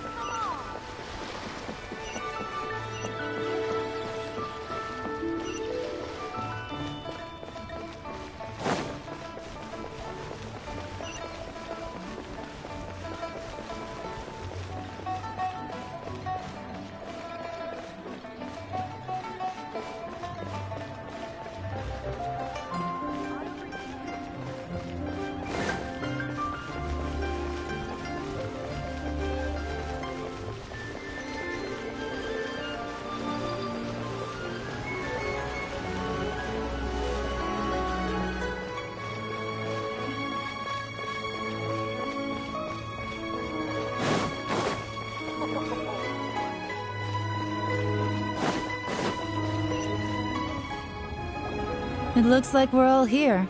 Well then, time for me to announce the results of the assessment process. I won't drone on about the importance of the Tianshu role.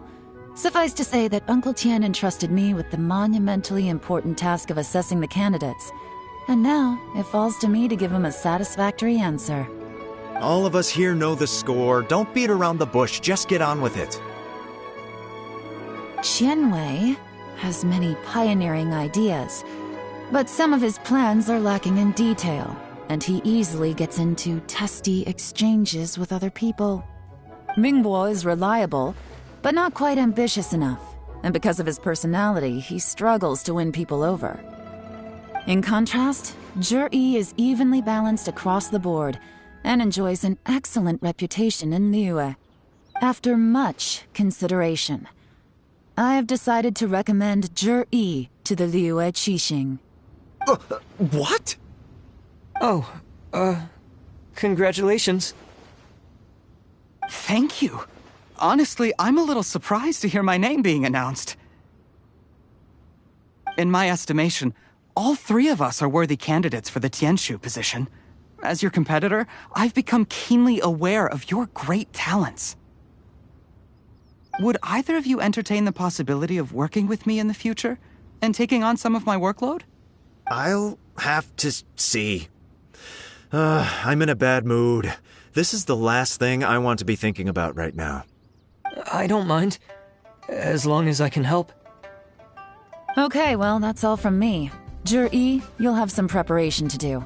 It won't be long before you're informed of your official appointment. I hope you will work hard and make Uncle Tien proud. I will live up to the Tianshu name. On this, you have my word.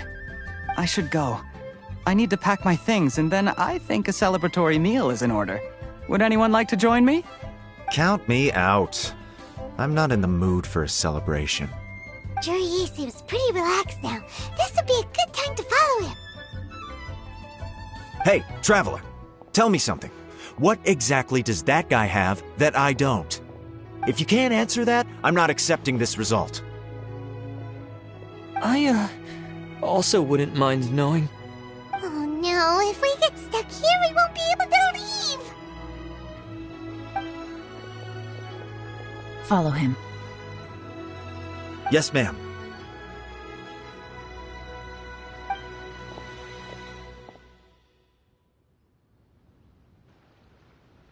We finally got rid of them! Lady Yelan, Zhi has gone towards Feiyun Slope. Follow him, quickly.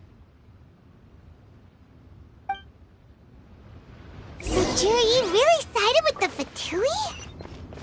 But Uncle Tien thinks so highly of him. Why would he do this? Difficult to say, but everything should become a lot clearer when we find him.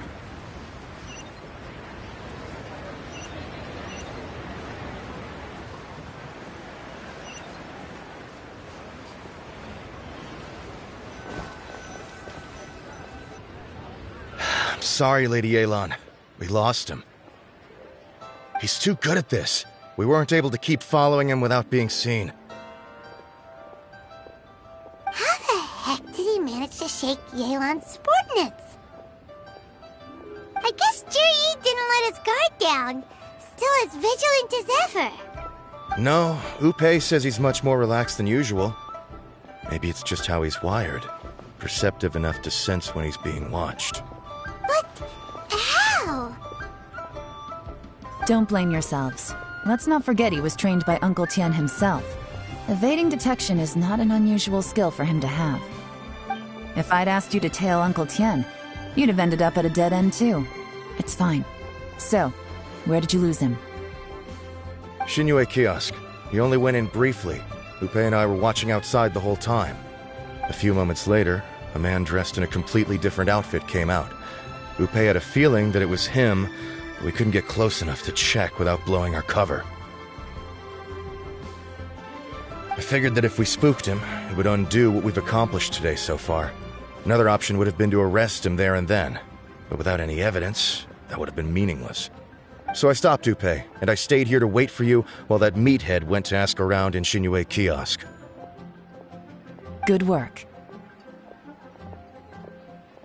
The fish didn't take the bait, but that's okay.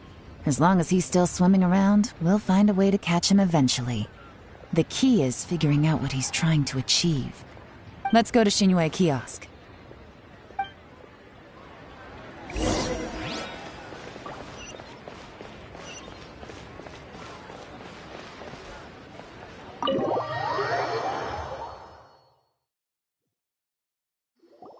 Could you explain to me how that works? A guy like him comes in, changes his whole outfit right under your nose, and you don't even ask him about it? Our customers are free to dress however they please. What grounds would I have to question him? Okay, fair enough, but didn't you think it was just a little bit strange? Well, maybe I did, but it still doesn't give me the right to stop him. Enough. Let's tone this down a little. I'll make this quick. Just one question. What did he buy while he was here? Oh, he didn't buy anything. He just picked up a bottle of liquor that he ordered ages ago. A bottle of liquor? Yes, a very strong kind. Fiery, with a rich flavor. Not something the average customer would order. This gentleman ordered it in person from us a long time ago. He was only here today to pick it up. Liquor and wineware. I see. Let's go. Where to? Shigu Antiques.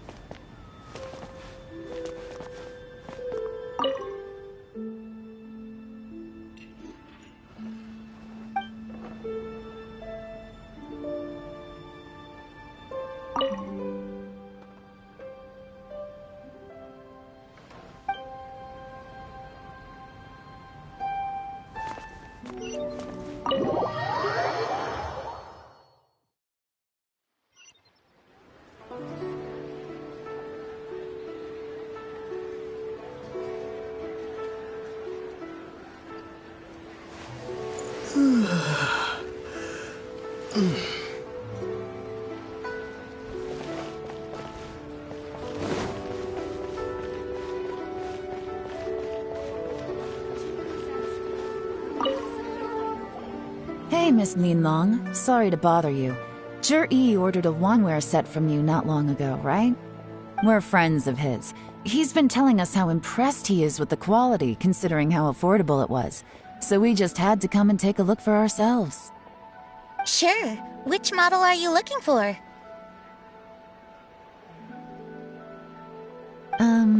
We don't really know a whole lot about wineware. Let's just go with Zhi's choice. Would you be able to show us the one he bought? Zhi picked up his set not long ago. As a quality imitation of an antique wineware set, it has the look and feel of a luxury item.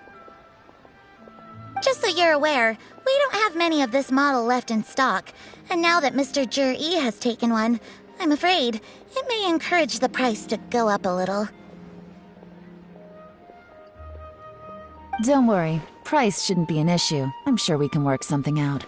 But I'm just a little hazy on one thing. Did Zhi's wineware set include wine glasses, or...? For this set, the wine glasses are sold separately. Minimum purchase is 1 glass, maximum is 4. Mr. Zhi bought 2. Okay. Thanks, Linlong. Seems there's a little more to buying wineware than I first thought. We'll have to mull it over. Well, don't take too long. We could sell out any day now. All right, see you next time.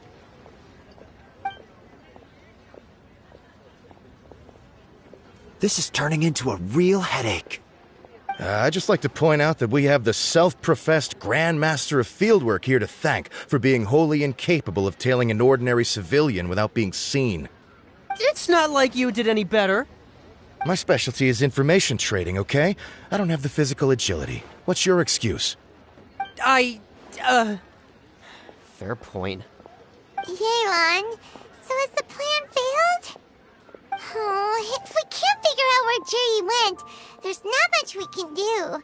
But why was he buying liquor at Xinyue Kiosk anyway? To celebrate? If so, It's no ordinary celebration. What do you mean? First of all, Jur-E isn't much of a drinker. On some level, he hates alcohol because of what it did to his father. If he was just looking to celebrate by himself, he wouldn't spend his meager savings on an expensive bottle of alcohol, let alone buy a pair of special wine glasses. No, this is a victory feast, held in honor of Jur-E's private sponsor. Whoever this person is clearly enjoys hard liquor and has a very high status, hence the need for expensive-looking wineware. Now, where might we find Fatui who match that description, I wonder? Fatui officials. Should be either the Snezhnayan Embassy or the Northland Bank. Have both locations surrounded. Take as many people as you need. Lady Yelan, is it time for us to make our move? If so, you can count me in. Get with the program, would you? This is a covert surveillance operation. Jur-E may be vigilant, but that doesn't mean the same is true for his drinking buddy. In which case, we don't need to change tactics. Just change who we're following. Great idea! So we just need to find out who Jur-E bought that liquor for and follow them instead! But Lady Yelan, if we get caught, this could become a major diplomatic incident. I'm well aware, but don't you see? Jur-E is gambling everything on this. If we really want to catch him, we're going to have to accept a little risk ourselves. Stick to your orders, and make sure we're covering all other bases too. Anywhere else Jur-E might be going. I want eyes on those locations. Yes, ma'am. Don't worry, Lady Yelan. Jur-E may be a slippery character, but we'll keep a close watch on the movements of all Fatui officials. I'll be waiting for you at the tea house. If I'm guessing correctly, Fatui officials are likely to take action at night. You should go and get ready. Then meet me at Yansheng Tea House.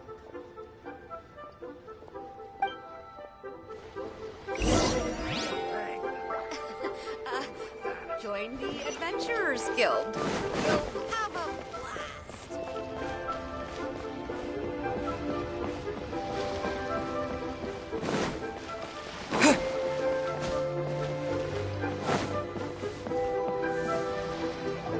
Perfect timing. Wenyuan just sent word that the Fatui ambassador, Yusupov, just left the embassy alone. He's heading in the direction of Qingshu Pool. Qingshu Pool?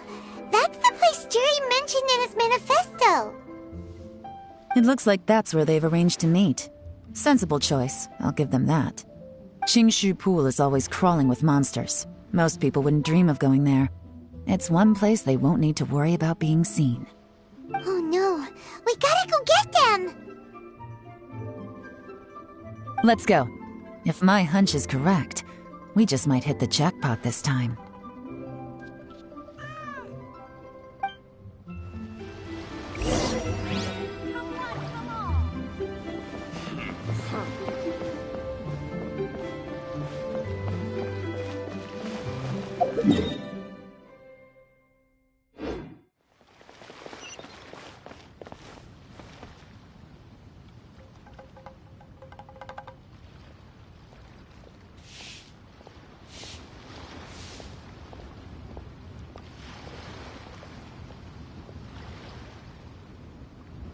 Try your luck betting on Jade? What should I try this time?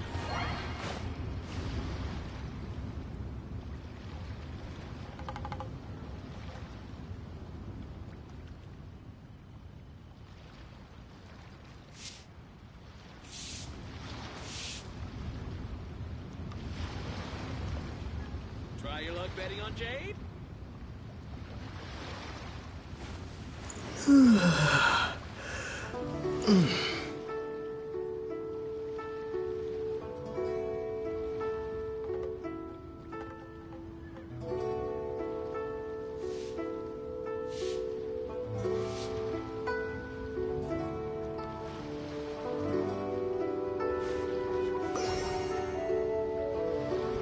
Try your luck betting on Jade?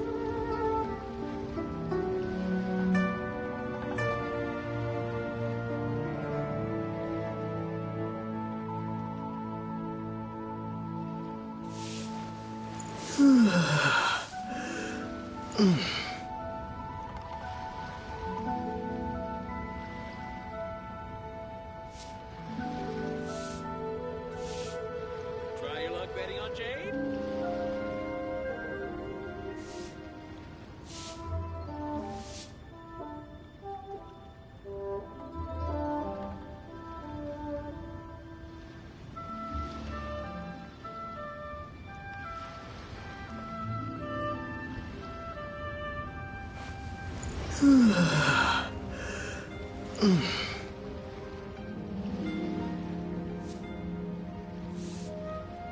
Try your luck betting on Jade?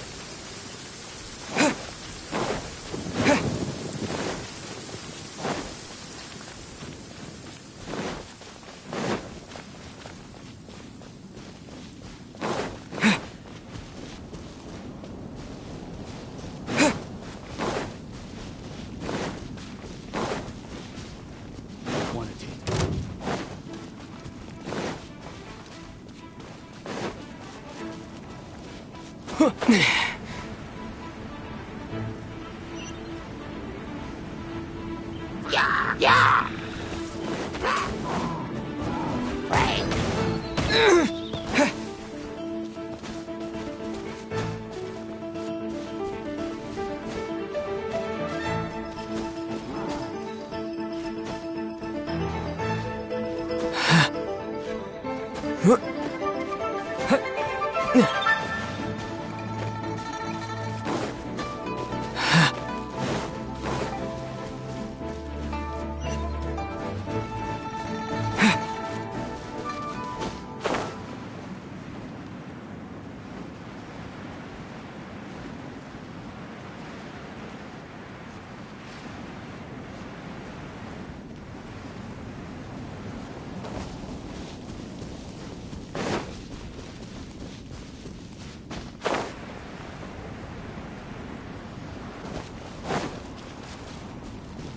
This is Qingshu Pool, full of ruins, crawling with monsters.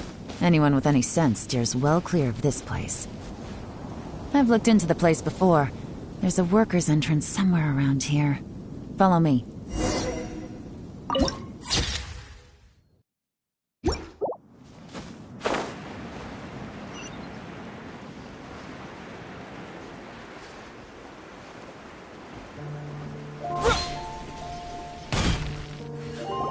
There's been some work done on this place in the past, but it's a bit of a labyrinth inside.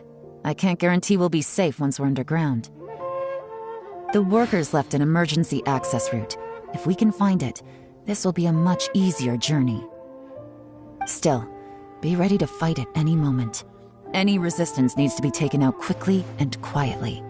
We don't want to attract too much attention. Don't worry, we're all professionals here. By the way, Yelan, where are your 3 little helpers at? They have other things to take care of first. We couldn't afford to wait for them, but they'll join us later.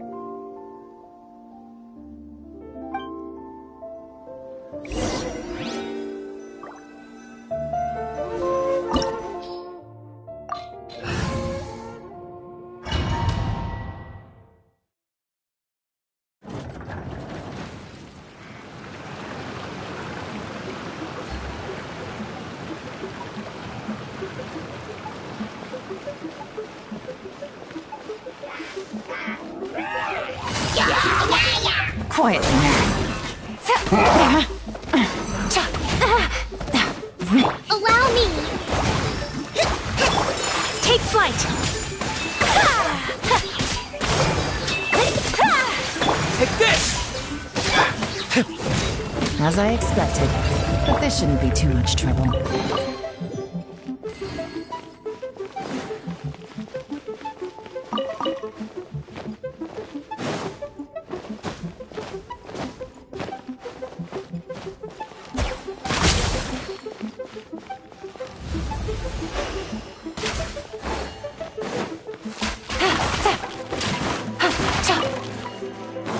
Take it easy.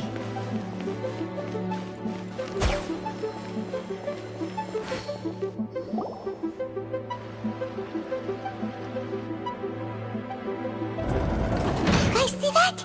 That's gotta be the Fatui ambassador here to meet Ji.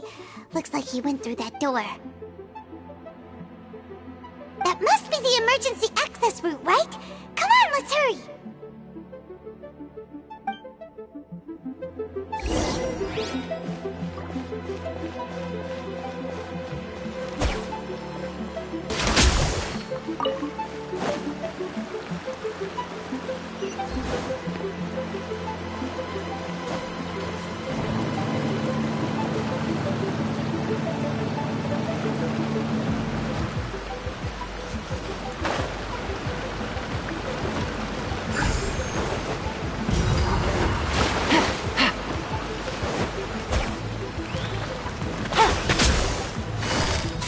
Gotcha!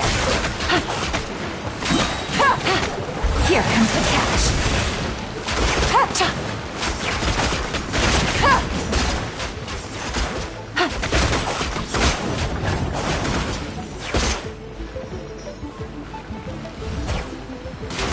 Take it easy.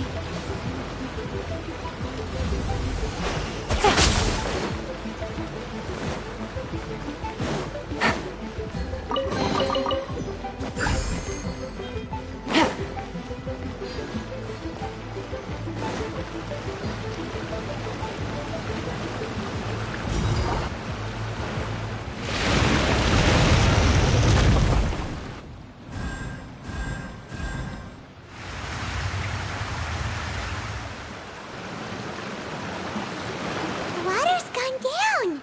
Hey, look! Is that another way through?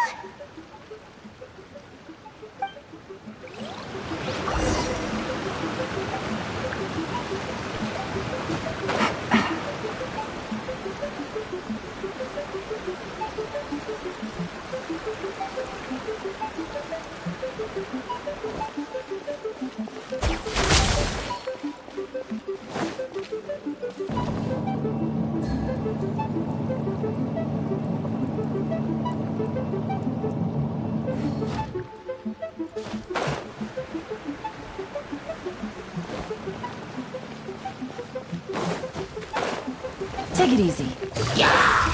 Busted.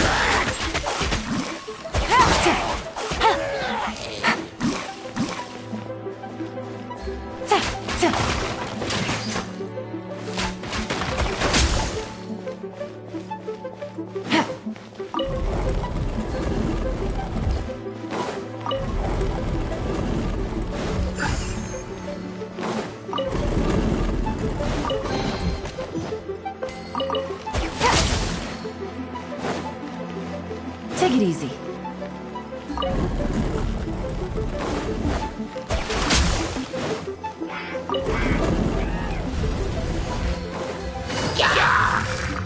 Quietly now. Things are about to get dicey.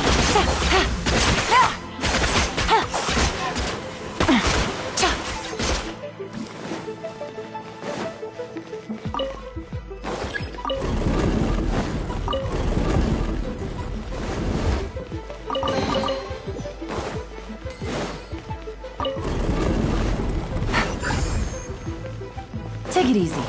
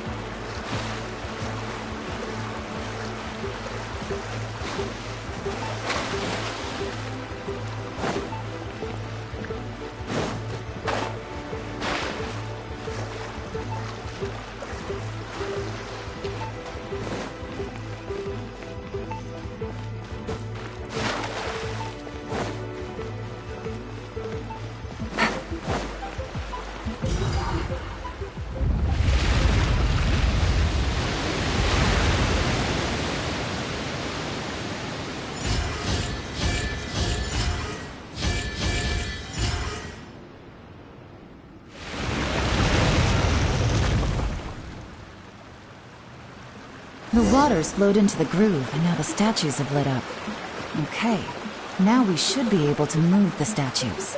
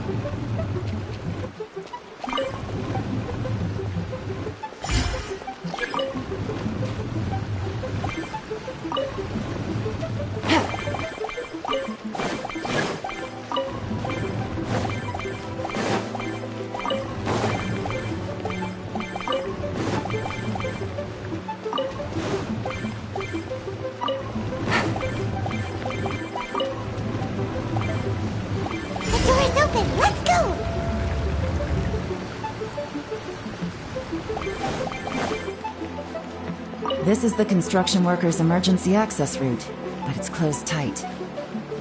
Trying to break through would be risky. Let's see if we can find another way.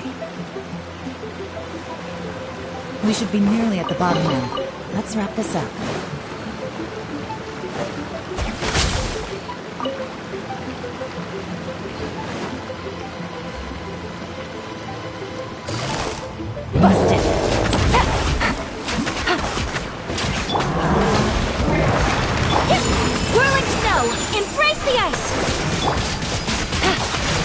Quietly now.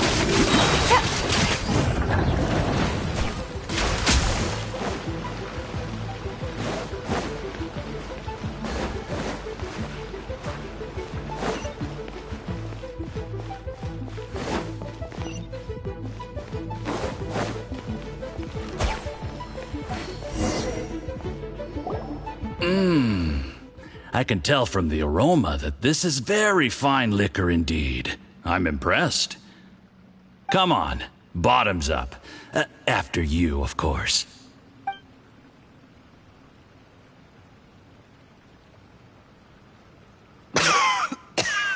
Oh, sorry. That went down the wrong way. I've never drunk anything this strong before. It'll take me some getting used to. You'll get there. If you want to stay friends with us, you have to drink with us.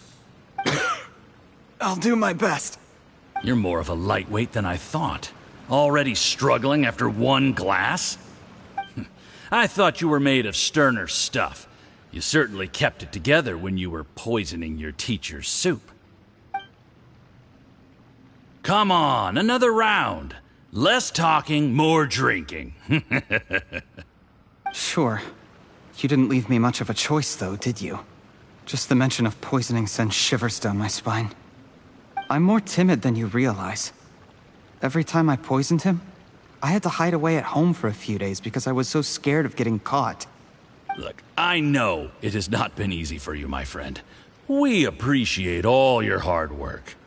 But, I have to say, you really are quite a genius at poisoning people.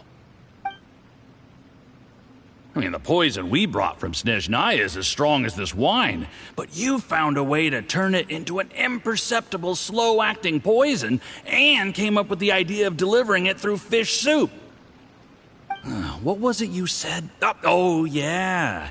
You said the soup's fishy flavor neutralizes the pungency of the poison, and this process even makes the soup tastier as a result. How did you think of that? It struck me one day when I was fishing. I'm lucky it did. Otherwise, I'm not sure I would have been able to fool Uncle Tien. You have performed excellently.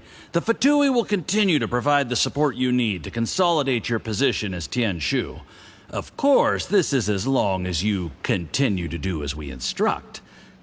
Aside from Qingshu Pool, we also have some other requests for you, which we will inform you of in due course. Don't worry. Whatever tasks you have for me, I will perform them diligently. Did you hear that? It was poison!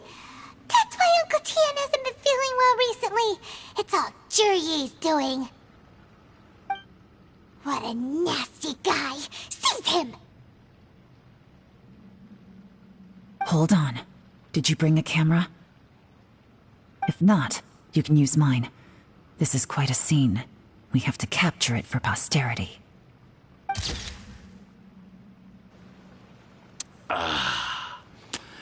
Excellent liquor.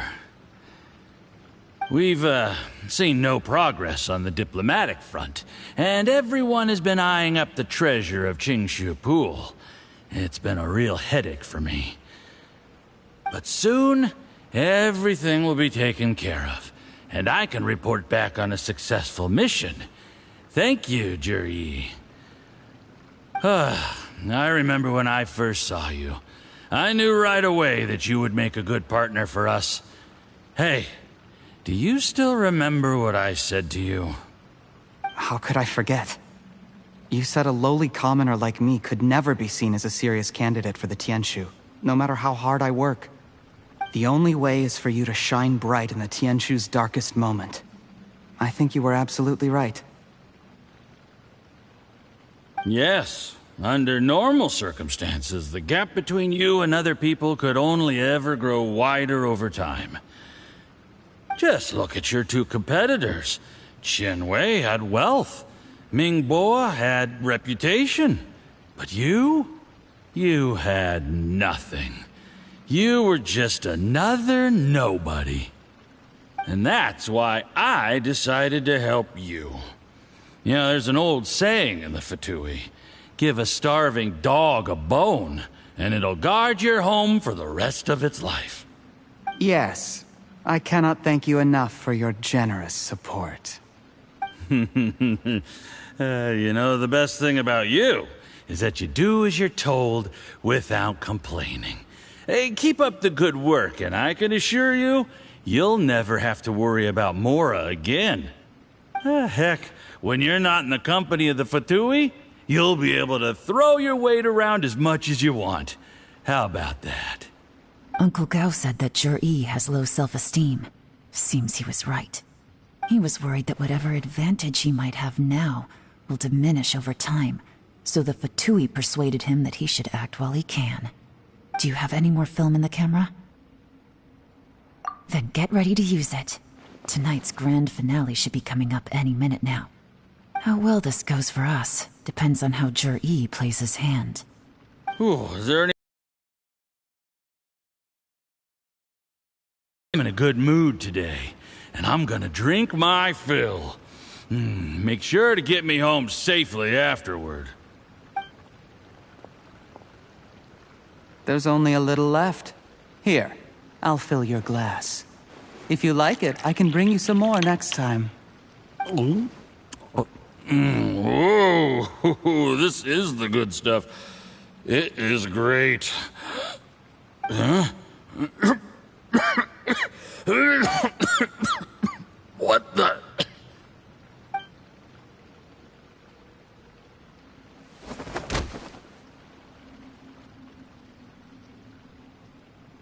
Jur-E, you poisoned my wine? But when? You seem surprised, Mr. Yusupov. How could you? How could I not? I've sacrificed years of my life studying and reflecting to prepare myself for this position. And in the end, I even had to poison my own teacher. You really think I'd put myself through all that just to become your little puppet? I don't want to bow down to anyone ever again. And that includes you. You imbecile. It's the Fatui who got you to where you are. Do you understand? If I disappear with no explanation, the embassy will come after you. They'll get to the bottom of this. Mark my words. Do you see the haystack in the corner? Underneath it is a pile of explosives. And next door in the dark room are the 3 undercover agents you sent to infiltrate the Black Cliff Forge. I'm gonna stay here till I see you slip into unconsciousness. Then I'm gonna set this on fire. Once the flames burn through the hay, they'll ignite the explosives, the ruins will collapse, and everything will be buried. What do you hope to? I took the liberty of leaving some evidence of your contact with the undercover agents at the Black Cliff Forge. It won't take long for people to join the dots. 2 missing person cases will become one as the truth gradually reveals itself. The Fatui planted undercover agents in the Black Cliff Forge to steal their signature ruin-grade explosives. Their plan was to blow through the solid floor tiles in the dead of night and seize the treasure of Qingshu Pool. But things didn't quite go to plan. Mistakes were made that led to the accidental deaths of the entire crew. Faced with the overwhelming evidence, the embassy won't investigate this any further. In fact, they'll be only too happy to blame it all on a rogue operation by you. It explains why you acted alone, while exonerating the rest of the embassy of any liability. Of course, none of that will have anything to do with me. When all of this comes to my attention, I'm afraid I'll have no choice but to cancel the Qingshu Pool redevelopment plan immediately. I guess then, I'll be Tianshu in my own right, with a clean record and well out of the Fatui's reach. Jerry, do you really think you're gonna get away with this? The Fatui has a record of everything. That includes the poison, all interactions between us, even my trip here tonight. After I die, they'll come looking, and they'll get to the bottom of this. A record? Oh, you must mean the one in the hands of your second-in-command, Theophan? What? How do you know about that? Because when you contacted me, I also made contact with your associates. I have Theophan to thank for providing me with the poison I used on you today. He'll help me tie up all the loose ends. After all, your untimely demise comes with a few perks for him. He has been eyeing your position for a long time now. That traitor! Jerry, you... Shh. Relax. It's over. After tonight, everyone gets what they want. And anyone else in the know is either my accomplice or about to be taken out of the picture. Sweet dreams, Mr. Yusupov.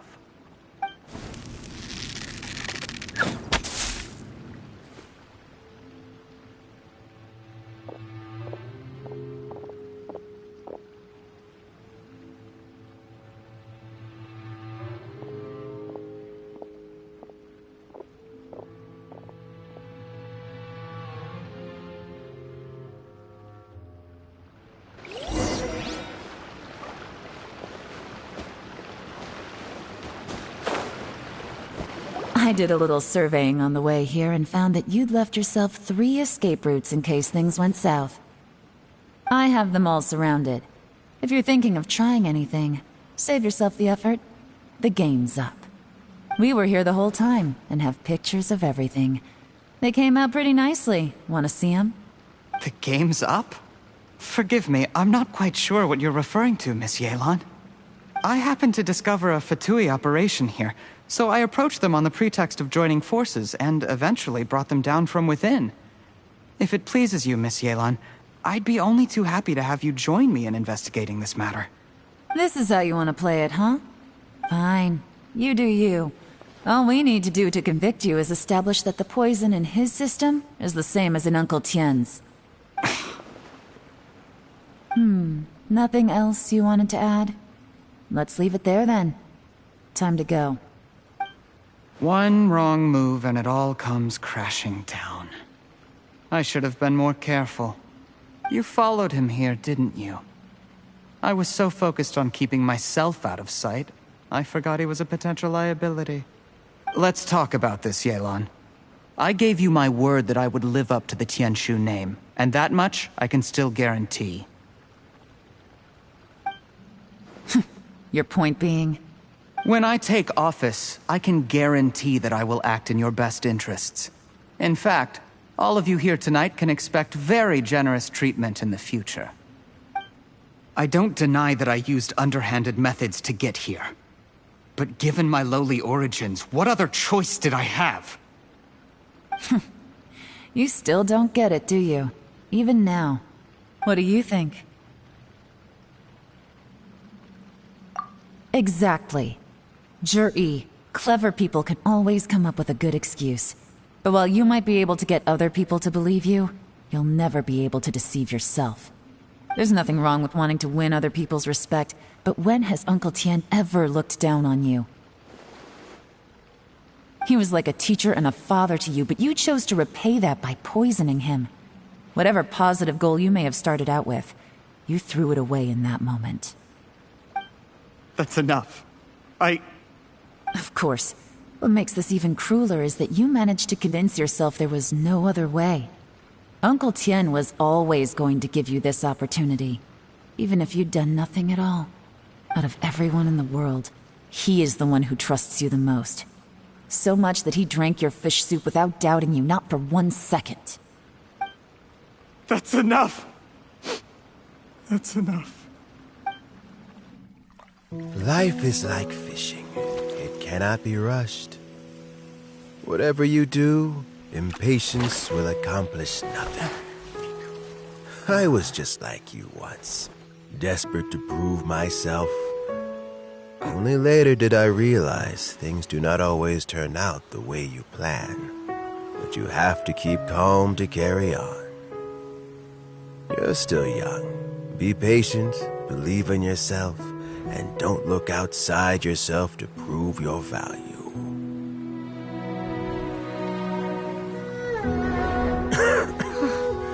Where's Jur-E these days? It's been a long time since he last paid me a visit. Maybe he's just busy.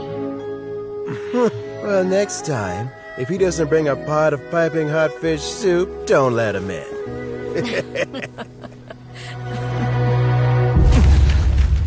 Whatever you were thinking about, you'll have plenty of time to mull it over in prison. Oh, I almost forgot. If the Fatui find out what happened today, prison might not turn out to be the safest place for you. Trying to have friends on both sides, it has a way of turning everyone against you. But right now, I have an opportunity for you.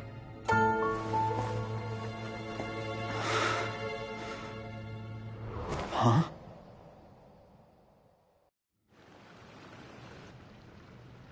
Sorry, things are about to get extremely busy for me.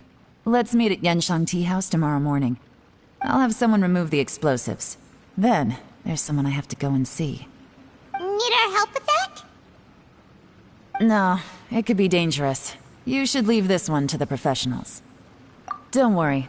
As long as they're willing to cooperate, this'll be a straightforward deal. Get some rest. See you tomorrow.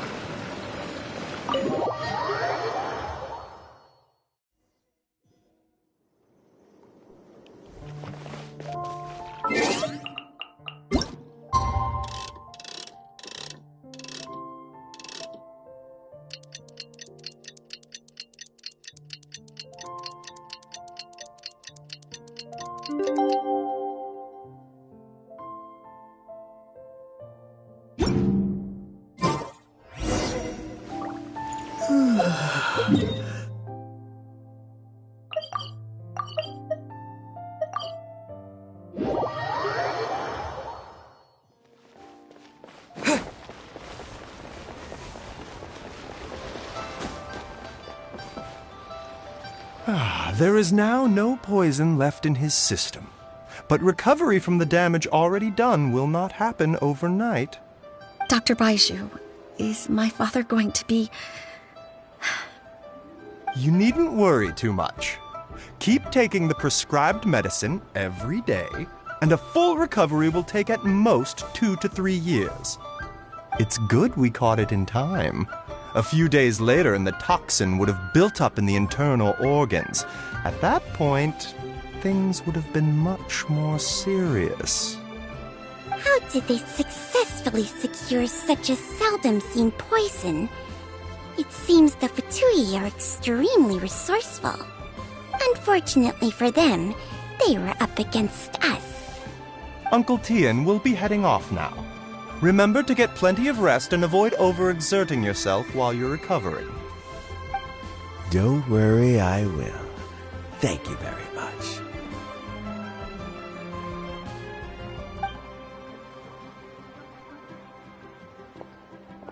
Ah, and you're here too?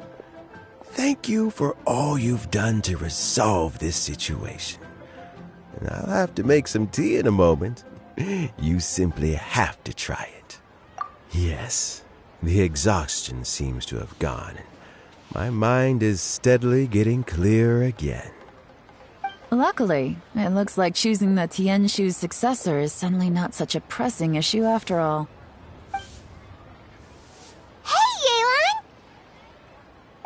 My work is mostly wrapped up, so I thought I'd take a minute to check in here. The assessment process comes to an end here, Uncle Tien.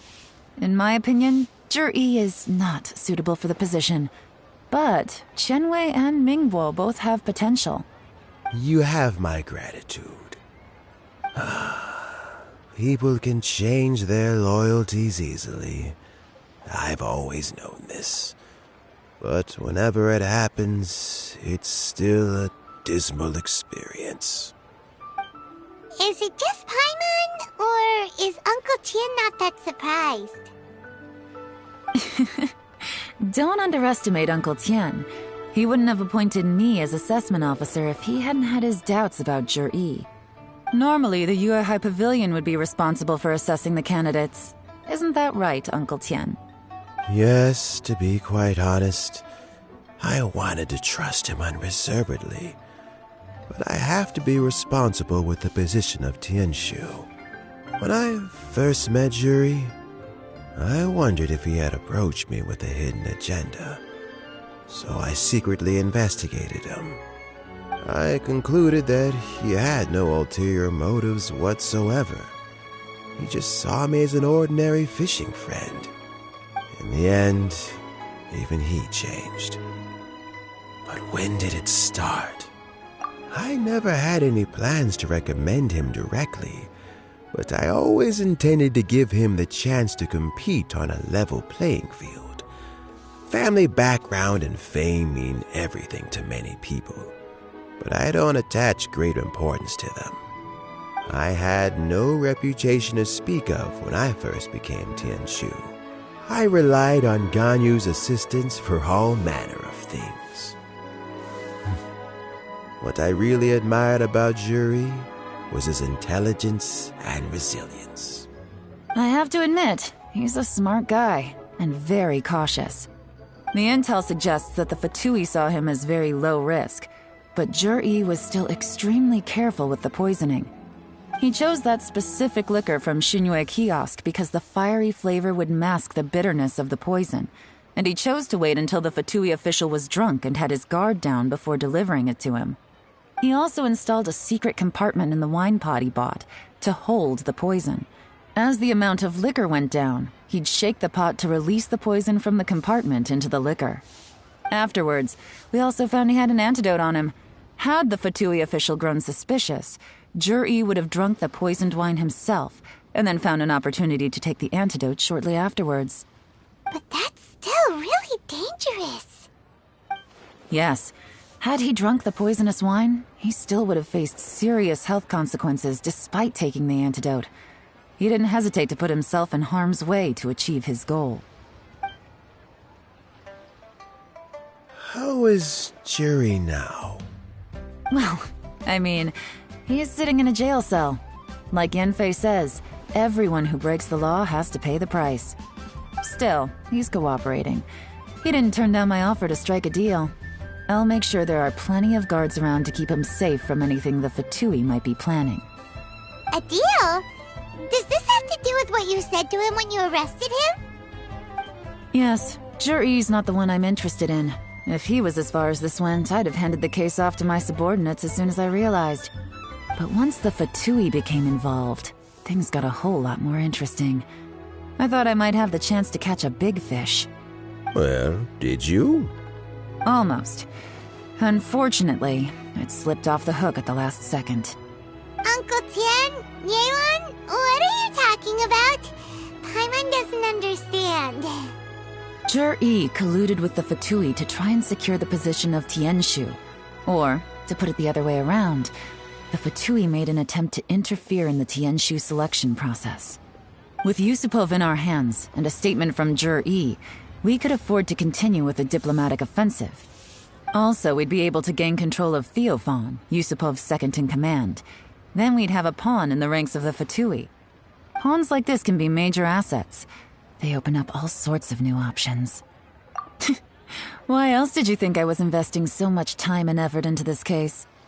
So, okay, well, did your plan succeed? We got halfway. The first part went off without a hitch, and we passed all the information on to Lady Ningguang. But when we tried to make contact with Theophan, he was gone, along with all the evidence.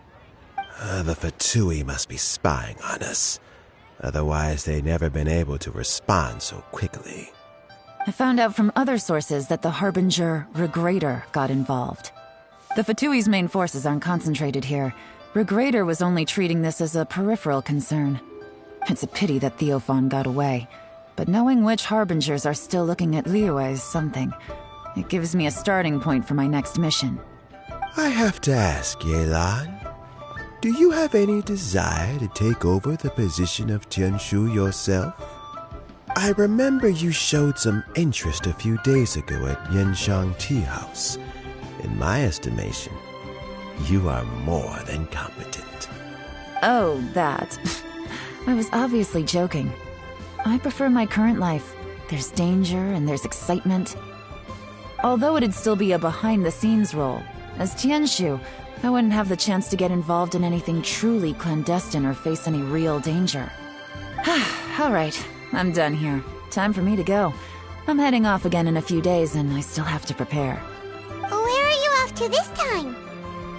As you might have guessed, it's for me to know and you to find out. But I'm sure if you keep going as you are, getting yourselves involved in other people's business all the time, you're sure to get caught up in another misadventure before too long.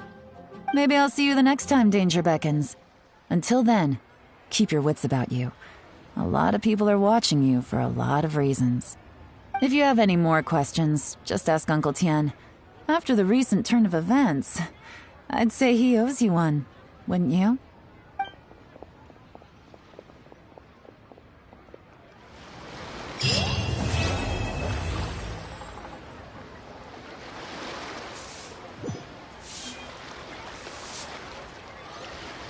What would you like to know? Something I've said to Juri, Qinwei, and Mingguo before is that while cunning and scheming are quite crucial, even more important than this is staying true to yourself. Juri and Ambassador Yusupov each saw each other as a means to an end. They thought that if they could just outsmart their opponent, they would emerge the final victor. And yet, in the eyes of Yelan and Regrator, they are but pawns in a much bigger game. Scheming is an endless endeavor. If you can't cope with it, you're better off staying out of it. It gives you a much clearer view in any case. Everyone has self-interest, but you cannot let it be your master. So, don't fight over fleeting gains and losses. Rather, focus on the direction your heart is leading you, and keep moving forward. What would you like to know? I first met Yelan when she was very young. Even back then, she was extremely tough, and she kept her cards close to her chest. An old friend of mine once privately commented to me that Yelan is always smiling, but never with her eyes. She is a very dangerous person. Something of an exaggeration in my view. At least, I know she would never hurt the people she trusts. What would you like to know? Regrator is the 9th of the Fatui Harbingers, though likely the first among them where wealth is concerned. However, his wealth is not a mere question of how much more he has to his name. He has a very unique understanding of wealth, and what he's planning may very well shake the world to its core. Beyond that, I don't have a lot of information about him. If you need to know more in the future, you can ask Ningguang. What would you like to know? As Yelan says, now that I'm on the mend, I should have another few years' worth of work in me. During this time, I plan to gradually hand over my duties while mentoring some new candidates. That reminds me. Chen Wei and Min Bo are still waiting downstairs. I must go and have a chat with them shortly.